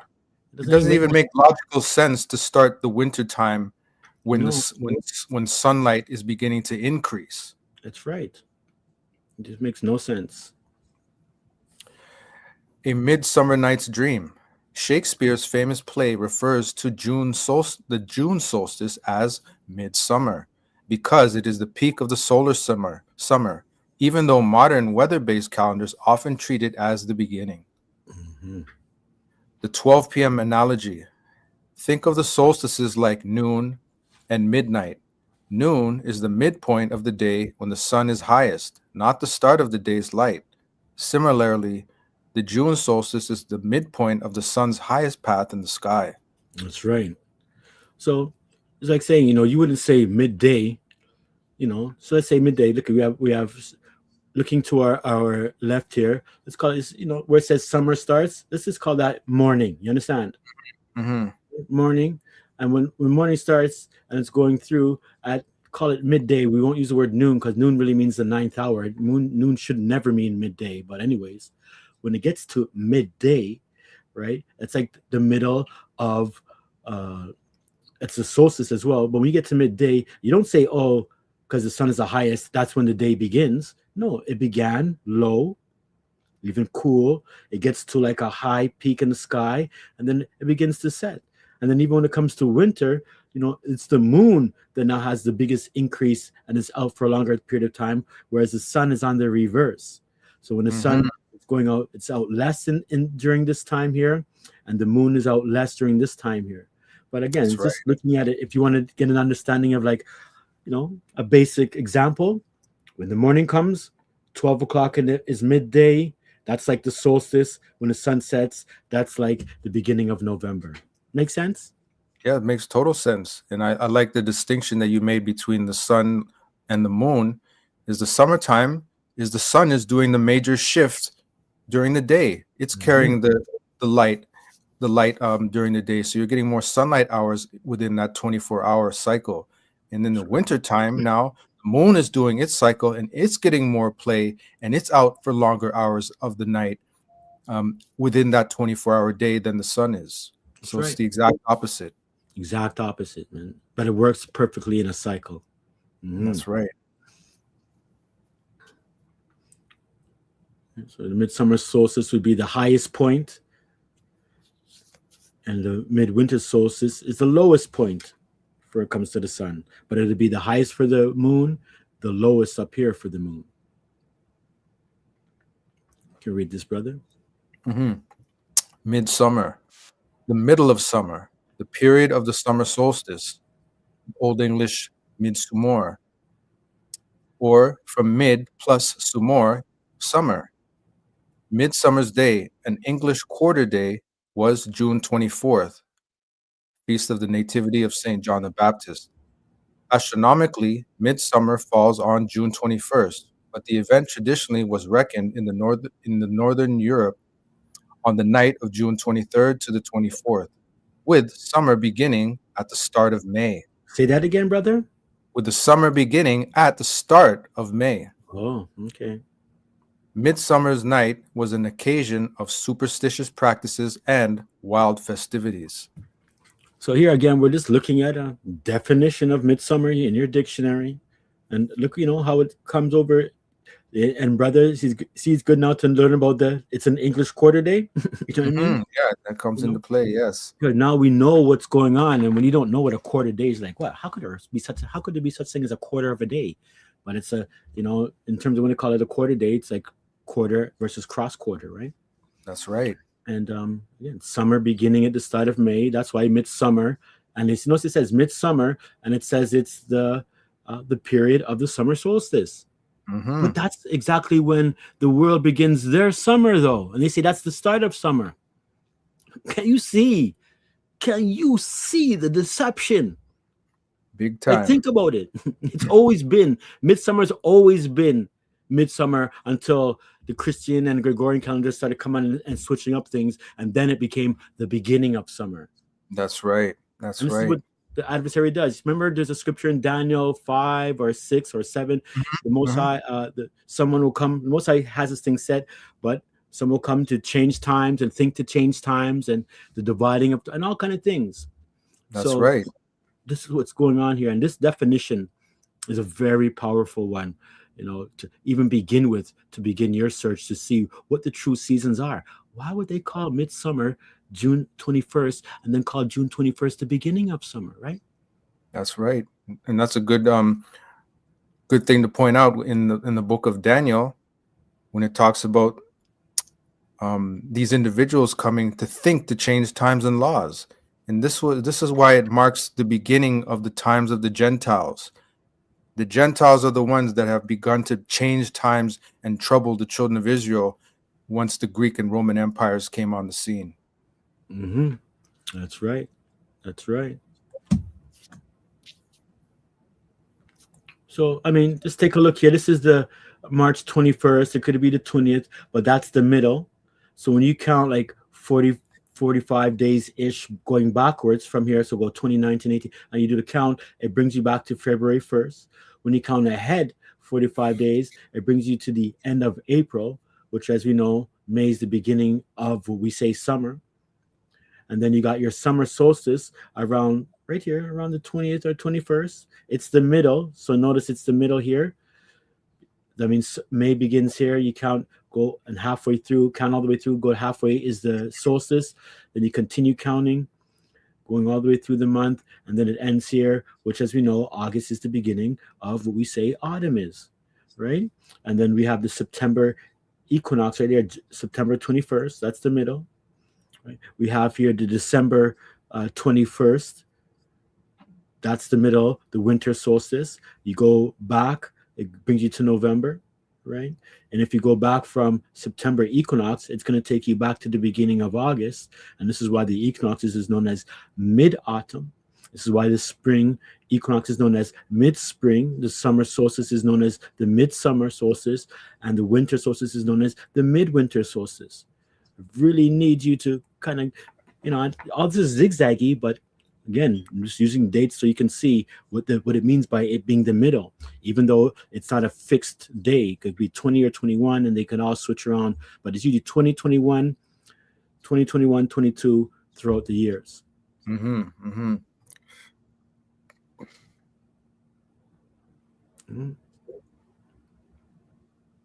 Again, the cross quarter day, February 1st. Spring equinox, mid-spring. Cross quarter day number 2, summer starts. Midsummer with the quarter day. This is supposed to be 3. Cross quarter day 3, autumn starts, right? Mm-hmm. Then we have mid autumn. Then this would be cross quarter 4, and then of course the winter solstice is the midwinter, getting back into spring, new year, when just things start in February. And in particular, next Sabbath. Go ahead, brother. Yes. So again, the cross quarter days represent the beginning of the true seasons, and the quarter days represent the middle of the seasons. That's right. A couple of times I might just push in a quick quiz on you, or any of you, one of the brothers and sisters, that kind of worship with us and stuff. I hope you know these things, because this is good information for us to know. Mm-hmm. Excellent. So again, looking at things, the solar system seasons again. Remember, this is the first month, second month, third month. We teach ABIB, Zif, Sivan, are February, March, and April. As you can see, February, March, and April, they increase again. The maximum sun from May to the end of July. Then from August to the end of October, you got your decrease. And then you got from November to the end of January, you got your minimum amount of sunlight. Again, just emphasizing the solar seasons as it's supposed to be, and it matches up with the scriptural seasons. That's right. So let's go to solar autumn. Go ahead, brother.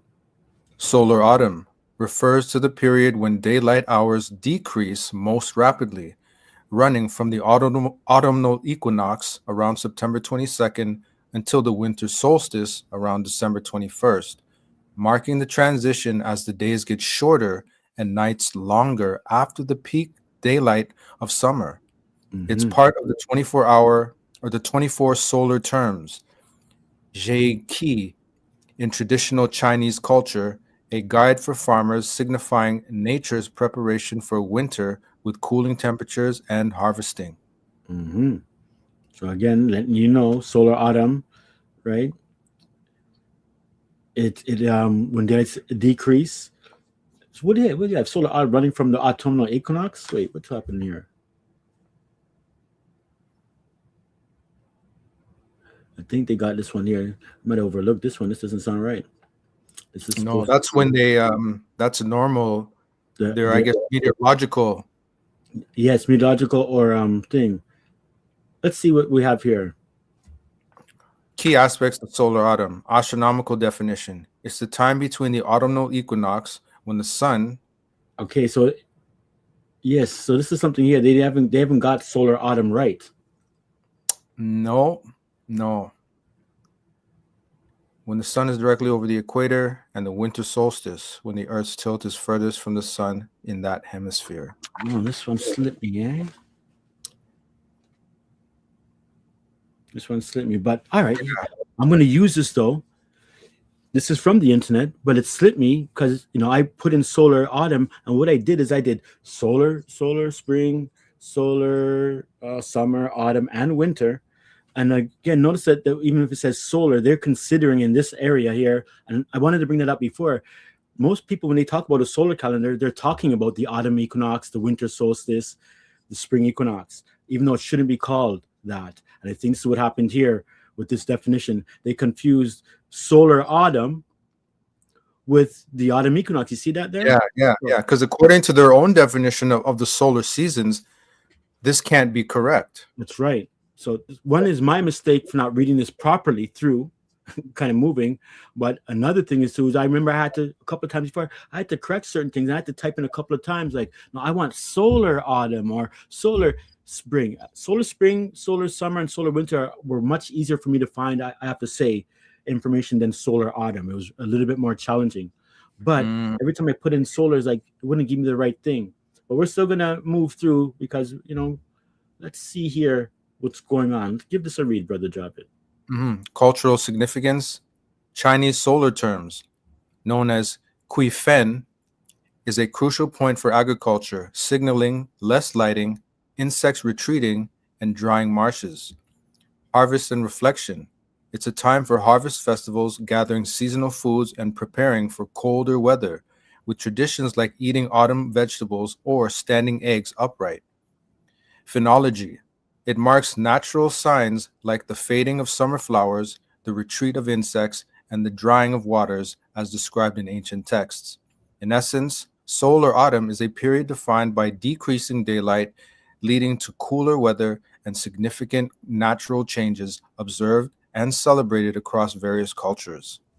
This is much more correct here. You understand? Yes, nothing wrong here.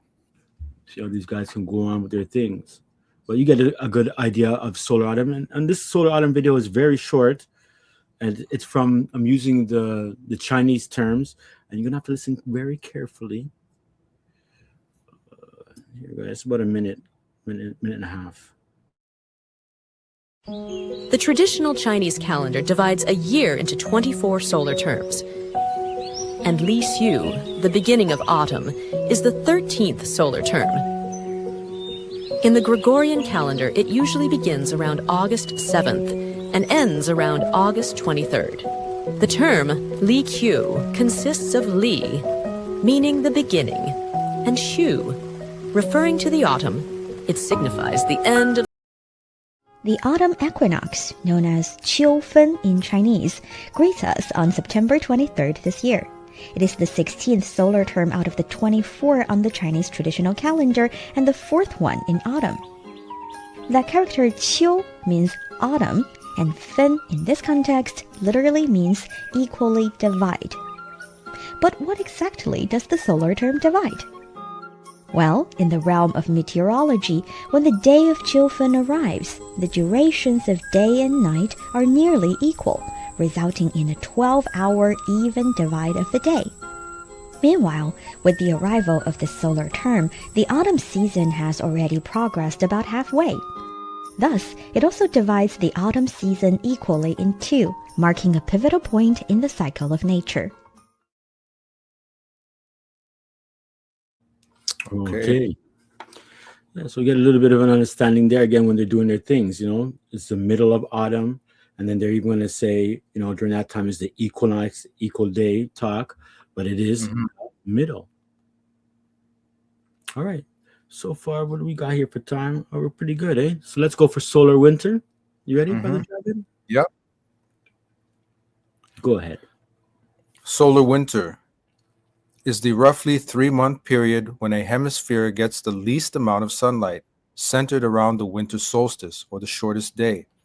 It typically runs from early November to early February in the northern hemisphere, defined by the shortest days and lowest solar intensity, distinct from the colder meteorological winter, December to February, or astronomical winter, solstice to the equinox.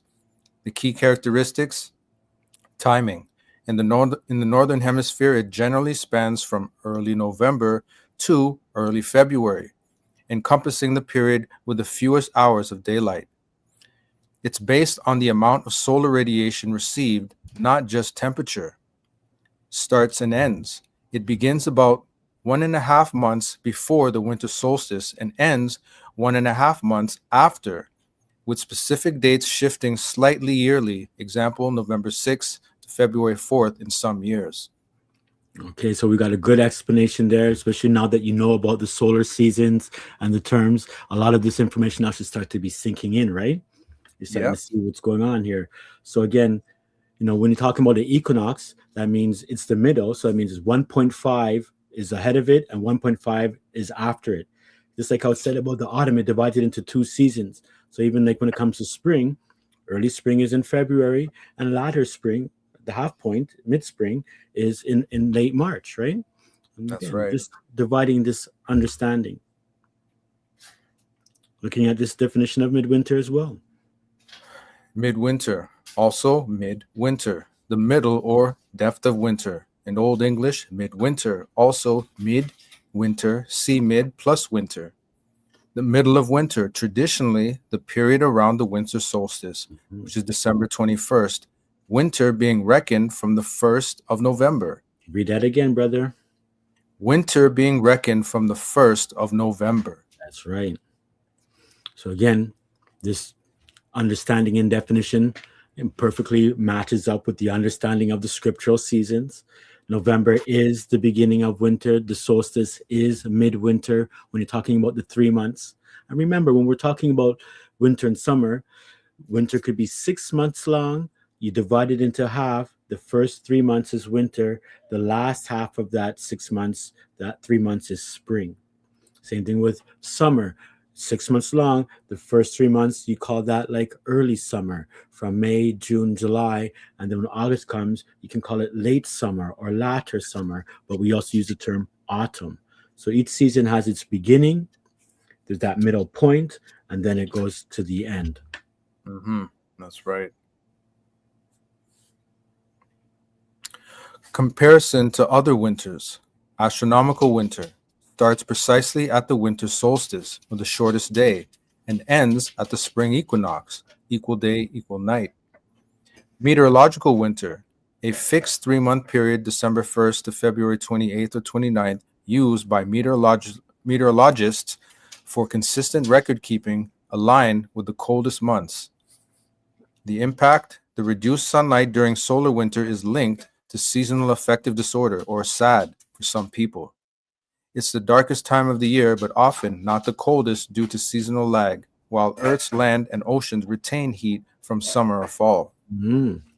So this is a good time. People have that, that seasonal affective disorder, and it could happen to a lot of us. I remember our elder David Ray just called it the winter blues. And it was something that is effective because you have the least amount of sun, and especially as us being creatures that, kind of feed off the sun, for many people, it can mess up a little bit of their circadian rhythm, right? And, it can cause, like kind of drowsiness, depression, all kind of these little things. So knowing that, when the winter is going to be over at the proper time, because people are always looking forward to spring when it comes to this understanding. When the sunnier days are coming in February, it's like, it's much better for that person to have that understanding than to be waiting till March 21st or something like that to say, oh, now the sun is getting better and I'm going to get better. No, be looking for the sunlight, going out more in February if this is what you need. And you'll notice again, you'll get a good dose of vitamin D from the sun coming from February, going right on up. That's right.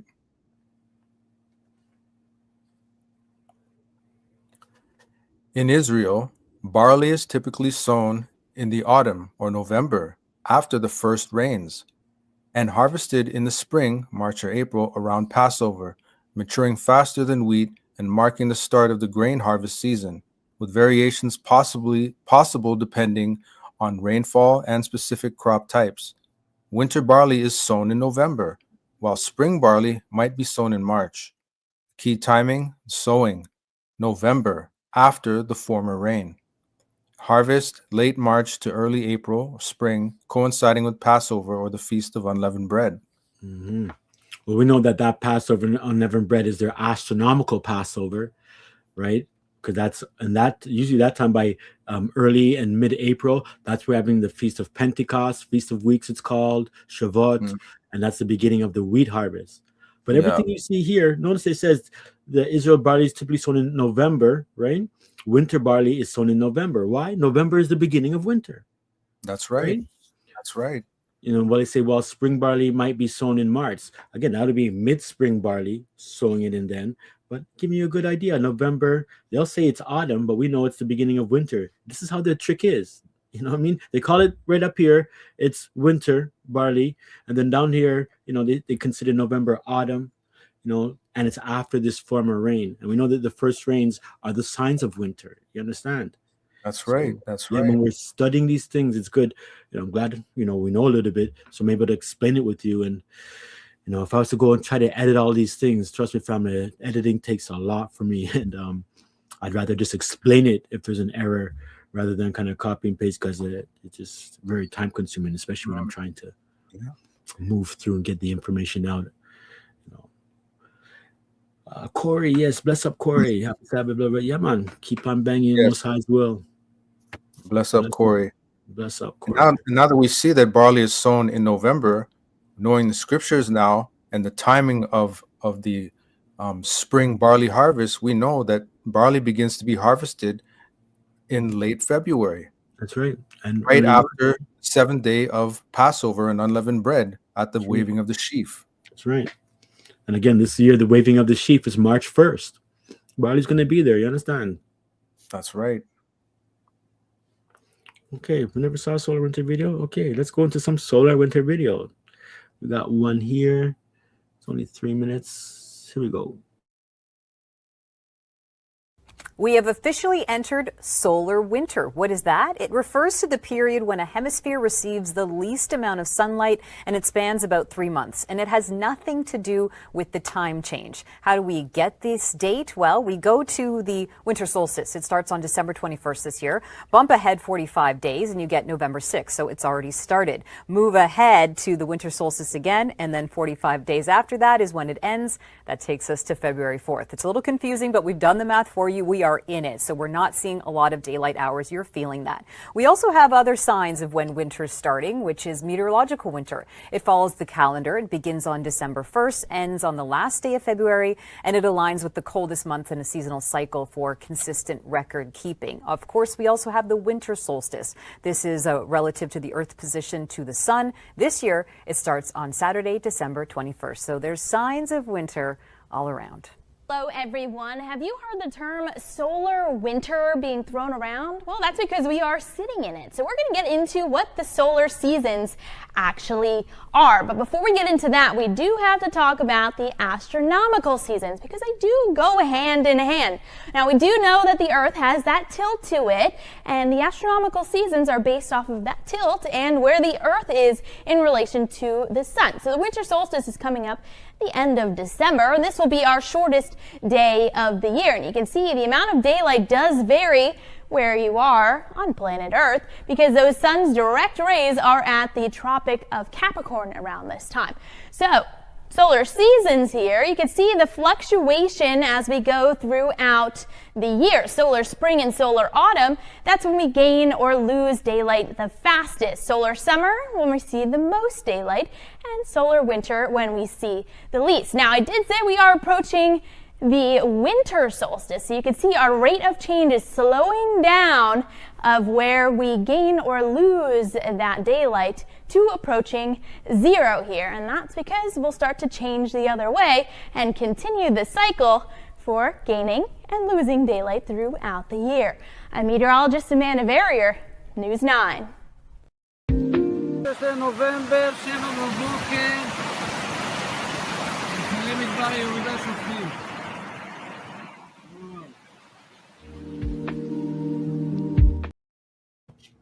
Yeah. Yeah, that November 26th thing was when they had their great rains at a great beginning of winter, and it just flooded everything, you know. But again, those rains began in November, and as we've seen with those, a lot of that information. So, you know, as we start to close off things here, you know, taking a look, I showed this last week, but again, spring, according to this, remember, they're using the solar seasons here. So we have the starting point, which is the cross quarter day. We know what it is. We have the solar midpoint, which would be the quarter day. And then we have the ending point. So spring, February 1st to 4th. March equinox is the midpoint. And May 1 to 5 is the ending point, right? So from February 4th to May 4th or 5th. Summer is May 1st to 5th, also known as Beltane, the summer ancient festival. The solstice is the solar midpoint. It's the longest day. And right after that, the days get shorter. And this goes from May 1st to August 1st, or the first week of August. Autumn, August 1st. Lugnasad is another name for their autumn festival. September equinox, equal day and night. That's when is the middle solar midpoint. Goes to November 1st, or the first week of November. And November the 1st, the first week of November. Samhain is also November 1st, the first week. December solstice is the shortest day. It's the solar midpoint, going to February 1st and 4th, which then again goes back to the beginning of spring. So again, you can see here in a basic understanding, the solar seasons with the midpoints explained very, clearly. And I've used this chart before, but it's a beautiful chart. Again, I'm not going to go through it too tough, but you look at the hours of light, 11, 12, and 13, minimum hours, right? Or this is when the hours start to increase. Sorry, not minimum, the greatest increase of sunlight. So it goes from 11 hours to 13 hours, which is a 2-hour increase. Mm-hmm. The maximum amount of sunlight, which is May, June, July, also known as Judah, Dan, Elul, or months 4, 5, and 6, early summer. The midsummer solstice is in June, the maximum amount of sunlight. Then we got the greatest decrease of sunlight. So it goes from 13 to 11. So 2 hours is gone here. As the 2-hour increase, the 2-hour decrease with the equinox, the mid-equinox, autumn equinox is in September, not September 30th. These numbers here are just telling you how many days are in that month. So ABIB February has 28 days, 31 days, 30 days, 31. That has nothing to do with a date, just so you know. And then the minimum amount of sunlight, again, begins in November, going through to the end of January. We have 11, 10, and 10, which is 31 hours. That's the minimum. And then here we start moving up with 36 hours. Here we got a maximum of 41 hours and going back to 36. You got your rain, you got everything else. So everything that we've been talking about, solar seasons, is depicted here, as well as Jah's almanac, the climate, the rainy seasons, the days, and all of that, and temperatures, all in one chart. Excellent chart. Mm-hmm. So let's quickly mash this up here. I want you to see that you're using Jeroboam's calendar, and it's evil. What I'm saying is that, when we take a look at what I'm going to read here, just 1-2 verses, and we're right at the end of this lesson. I don't have to go big into the Jeroboam thing anymore, but you can watch the Jeroboam lesson by itself. It has, maybe a part 1 and 2 to it, but I'm going to explain these things in about 2-3 minutes. And, what you're reading in the scriptures is when the devil encouraged Jeroboam to change the whole formation of Jah's almanac and adjust it to the Egyptian, Gentile, the Egyptian, let's call it satanic calendar of the nations, and moved Jah's festival that was fixed with the 7th month and the 1st month and all of that. He shifted the calendar to make months switch. And I'm going to show you how it all plays into all of this solar summer, what's the middle, and let's go, Brother Javed. Here we go. All right. 1 Kings chapter 12, verse 32. And Jeroboam ordained a feast in the 8th month, on the 15th day of the month, like unto the feast that is in Judah, and he offered upon the altar. So did he in Bethel, sacrificing unto the calves that he had made. So he offered upon the altar which he had made in Bethel the 15th day of the 8th month, even in the month which he had devised of his own heart, and ordained a feast unto the children of Israel. All right. So just to set the tone, Jeroboam is the first king of the 10 tribes of Israel. The Samaritans, the northern tribes, whereas Judah was the southern tribe, Judah and Benjamin, and Levites went both ways that way. But you see that Jeroboam ordains in the 8th month, like unto the feast that's in Judah. The feast that's in Judah, Jerusalem, was the Feast of Tabernacles, and that's in the 7th month at the end of the 15th day. And here now he's doing our 15th day of the 8th month. But when you start to look at this devious thing, it's not just a 1-month change. He is moving the whole calendar shift from the true seasons, as we know, like with the cross quarter days. He's moving that from the cross quarter to the quarter day to the equinox. And I'm going to show you this shift. Yes. Okay, so we have here in the orange and the yellow, focus on that. Don't worry about the red right now. The seasonal order. We say the first month is equivalent to February. We say that the spring equinox is the middle of spring. And we see that summer, the beginning of summer, May is the 4th month. Summer solstice is the middle of summer. We see when it comes to autumn, the 7th month is the beginning of August, which is Ethanim. And then the middle is the September equinox, which is the 8th month. That month is called Bull. And winter is the 11th month. And this is where you have the December midwinter solstice, even though we know winter starts on the 10th month. So we see here the true beginnings.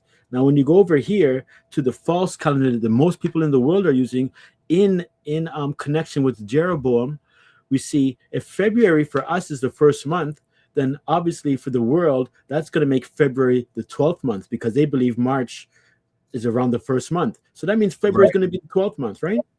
That's right. And they're going to call that their Adar. So in the world, when we have February, they're saying, oh man, that like these guys are starting ABIB, that's Adar. But they're going to begin their first month with the spring equinox with some moon and everything. And we know that there's a pagan name. It can also be called ABIB, but the pagan name for their paganistic calendar and their equinox calendar is Nisan. Nisan is the name of a pagan Babylonian god, because this whole false order lunisolar moons, that's the Babylonian calendar. That will be a part of next week's lesson too. And you can see that it occurs at the spring equinox. Then we have the Tammuz, which is the 4th month. This is why we don't call Tammuz, we use the 4th month as Tammuz. It's a pagan god, and they were honored at the summer solstice. Then for the 7th month, they call it Tisri, but for us, we know it's really Ethanim, but they have that. They call that their 7th month, and they're going to have that bull at this September equinox, Tibet 10 September equinox. But here's the trick. Look. So here's 7 August. We're going to keep a holy festival. As you move over, that means when they did their calendar shift to match up with the equinoxes, August is really their Elul, right? Their 6th month. Their 6th month. When it comes to their 7th month, they're going to say that's where we're going to have tabernacles, and that's when most people in the world who follow the Enoch calendar, the Jewish calendar, the Zadok, this and that calendar, all the equinox calendars, they're going to have their tabernacles occurring around the autumn equinox. And the reason for that is because they believe that it's the 7th month. But knowing what Jeroboam has done, family, and I'm going to still show you a little bit more what Jeroboam has done. Look at Jah's 7th month is August, and that's Ethanim. The 8th month for Jah's 8th month, that's the September equinox bull. He shifted it 1 month, just brought it down. If 1 was up here where 12 is, he brings it down, 1 month shift. So now we can see that Jeroboam ordains a feast in the 8th month on the 15th day. When he's doing this, this is the 8th month. This is Jah's 8th month. But in the world, they trick you to make it seem like it's the 7th month. Right. And because Sept means 7 and Nove means 9 and December means 10th and all of that, they don't know that they're following the false Roman luni calendar. That's their 10th moon and everything. It has nothing to do with just stuff. So when they keep in their September equinox tabernacles and they say, oh, that's the month bull, the 8th month, it's really occurring. That's really, they call it their 7th month, but it's really Jah's 8th month is what I'm saying. That's right. So you've seen a chart like this. They say, oh, September means 7, Sept, Oct means 8, November means 9, December means 10th. And then if December is the 10th month, then they're going to say, hey, January is 11th and February is the 12th and March is the beginning of the year. But that's all folly because it's dealing with Jeroboam's false months. September, as we were showing, is truly the 8th month. And that's why Jeroboam had that festival in September to match it up with the equinoxes. Oct is really the 9th month. And as you can see here, it's a double whammy when it comes to the confusion. You understand? That's March right, is really the 2nd month, mid-spring. And they double whammy. Even though I know this Sept means 7 and Oct means 8, they say it means 8 and they call it October. But on their calendar, it's on Jah's Almanac, it's truly the 9th. Because we begin in February, the proper time. You understand? That's right. All right. Again, same thing. ABIB is February for spring starts. Their ABIB or Nisan, March or April, they start at the spring equinox. You come down to their 7th month Tisri, autumn equinox, when they're going to have their tabernacles in the world. It's really Jah's 8th month, which is Jeroboam's time. He matched up with the mid-autumn equinox. So this is the 7th month. At the end of the 15th is the beginning of the Feast of Tabernacles. It goes for 1 week, beginning on the first day of the week. Then you can see, now this is September for this year, with Gregorian calendar with it. So, the 8th month begins on the 8th, as every month begins on the 8th this year. And you'll see that our mid-autumn is always going to be on the 15th. Why the 15th? Because there's 30 days in Bull. And so the 15th is the middle of 30. So this is mid-autumn for us. But also this year, the equinox also falls on mid-autumn. Some years it falls over here or over here. Mid-autumn always stays on Jah's almanac, but the equinox will move around, a few days, and the solstices. But just so you can see, this year it moves perfectly to the middle of autumn, and this is what Jeroboam was trying to do. He moved the calendar so it can match up with the equinox, and you can keep the Egyptian, Gregorian, false Roman, Babylonian, Jewish time frames and mid-equinox time frames, which are all devilish. And so he keeps here, and they call this the 7th month, but it's really the 8th. And this is why we see, when it comes to the mid-autumn equinox, it's in the middle, we know that he has shifted things from the 7th to the 8th.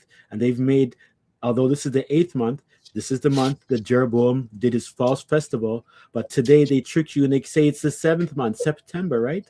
That's the trick. Yeah. So here's the last chart. You have to pay attention to this chart for a minute and a half or two. All right. True spring, latter rains, true summer, early summer, true autumn, late summer, true winter, early rains. The season starts again here. We're starting from 12. The number 12, we know that that's January 1st, or the first month of the Gregorian calendar. So Jan 1st, or the first month of January, is January on the Gregorian calendar. But for Jah's things, that's the 12th month, because in Jah's things, we begin on ABIB, February. That's the first month.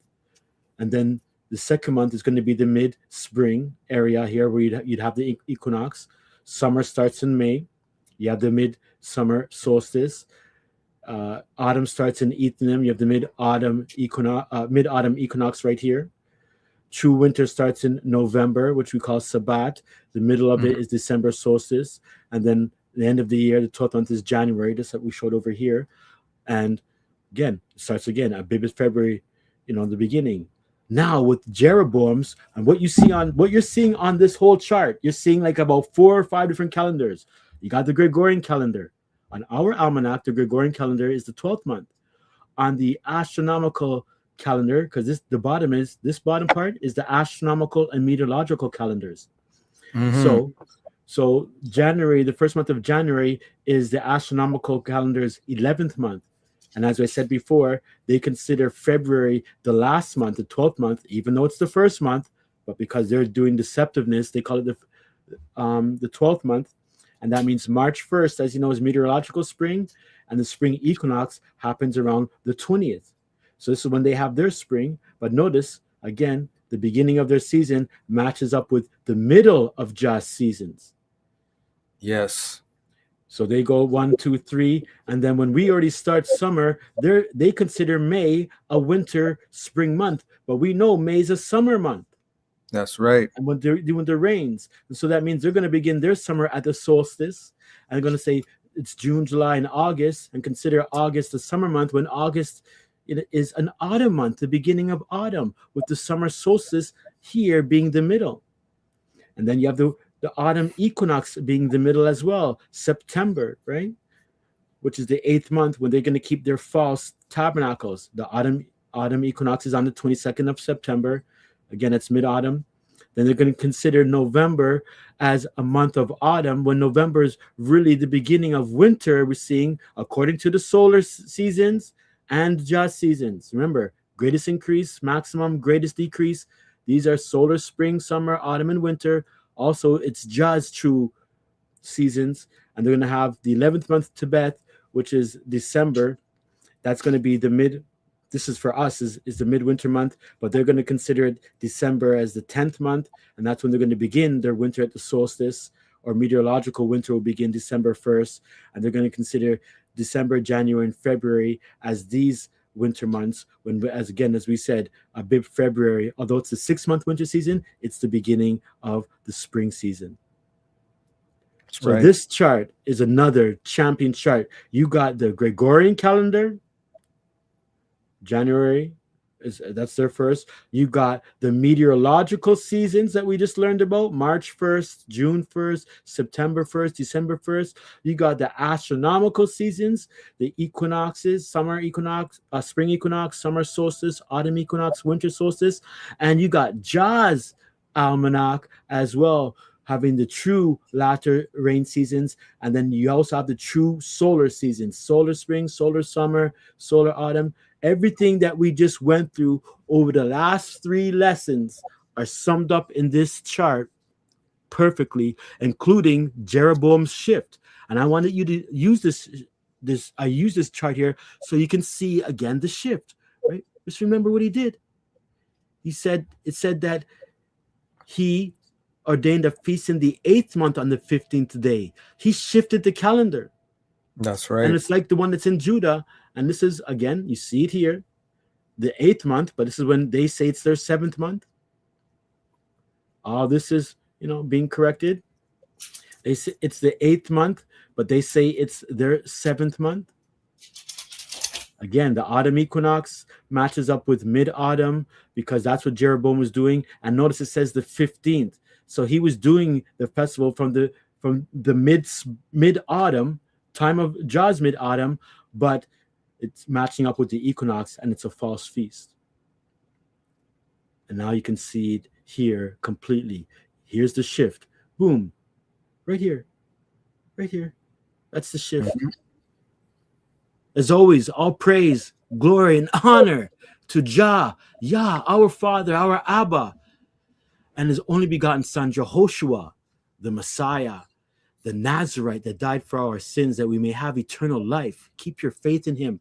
Follow him and keep his Father's commandments and his commandments, also known in the world by all these other names you see on your screen. You may have different understanding, but I pray that you keep the Father and the Son's commandments.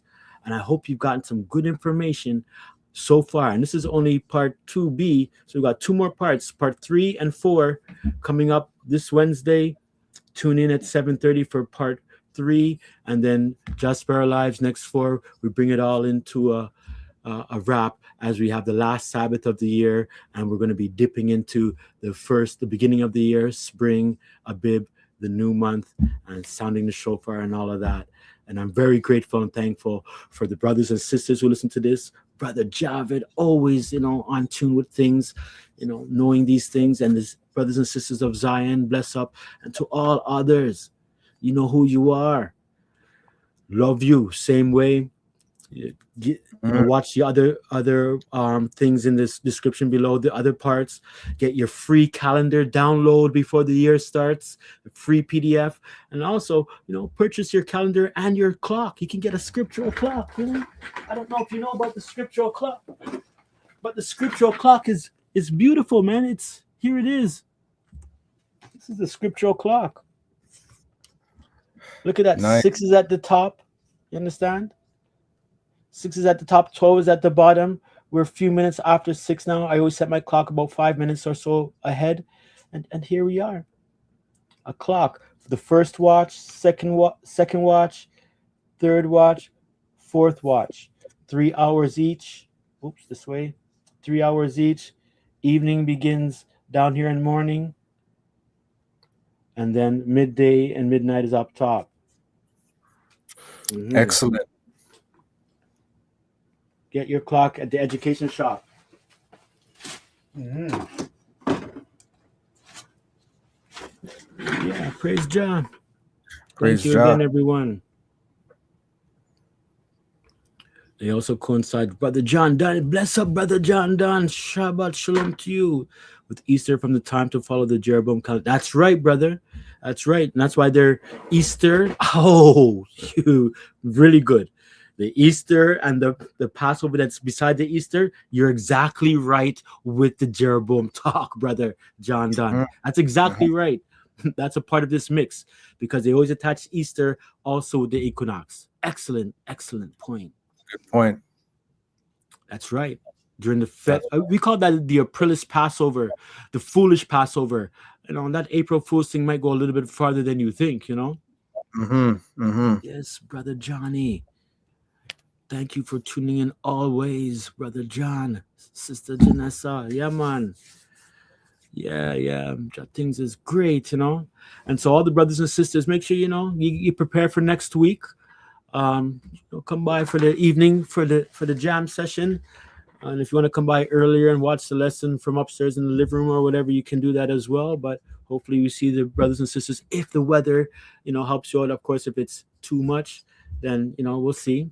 But as we get into the new year, start looking for those little signs, of spring. It's there. It's early spring as we're going to get into it.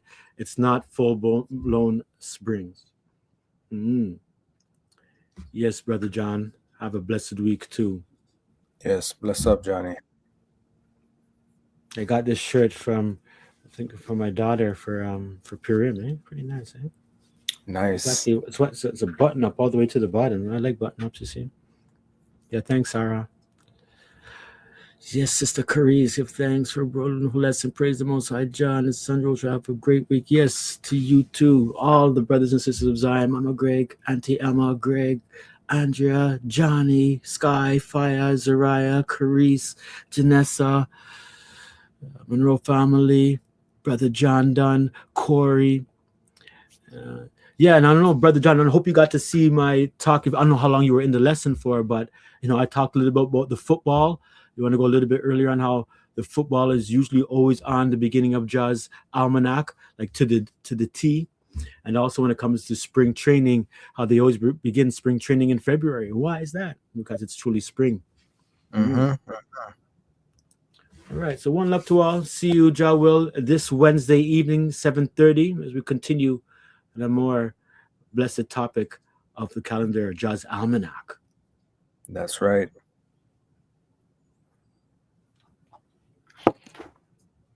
Yes. Give thanks, Sister Andrea. I give thanks. All right, Brother Javed. One love to you.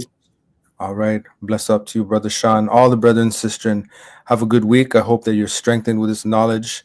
And we look forward to Jah's New Year coming up. Keep supporting, liking, and joining the channel. And visit the education shop, as Brother Sean's saying, to get your copy of Jah's calendar and even the clock as well. And let's keep this going and keep the fire burning. Have a blessed week and one love, everyone. Yes, one love. Praise Jah the Father and His Son Joshua the Messiah. Praise Jah and Joshua. Yes, Lion. Out. All right. Don't forget to give a thumbs up as it goes around more. This series is actually parts 1, 2, and 3 have been exploding in terms of my channel exploding, not viral like other people's channel, but getting the most watched videos in a little bit. So thank you to all if you share them and thumbs up, and feel no way to comment. But have a good week, and Most High's will. We'll see you Wednesday. Bless up. One love to all in the Messiah's name, to the Father's glory.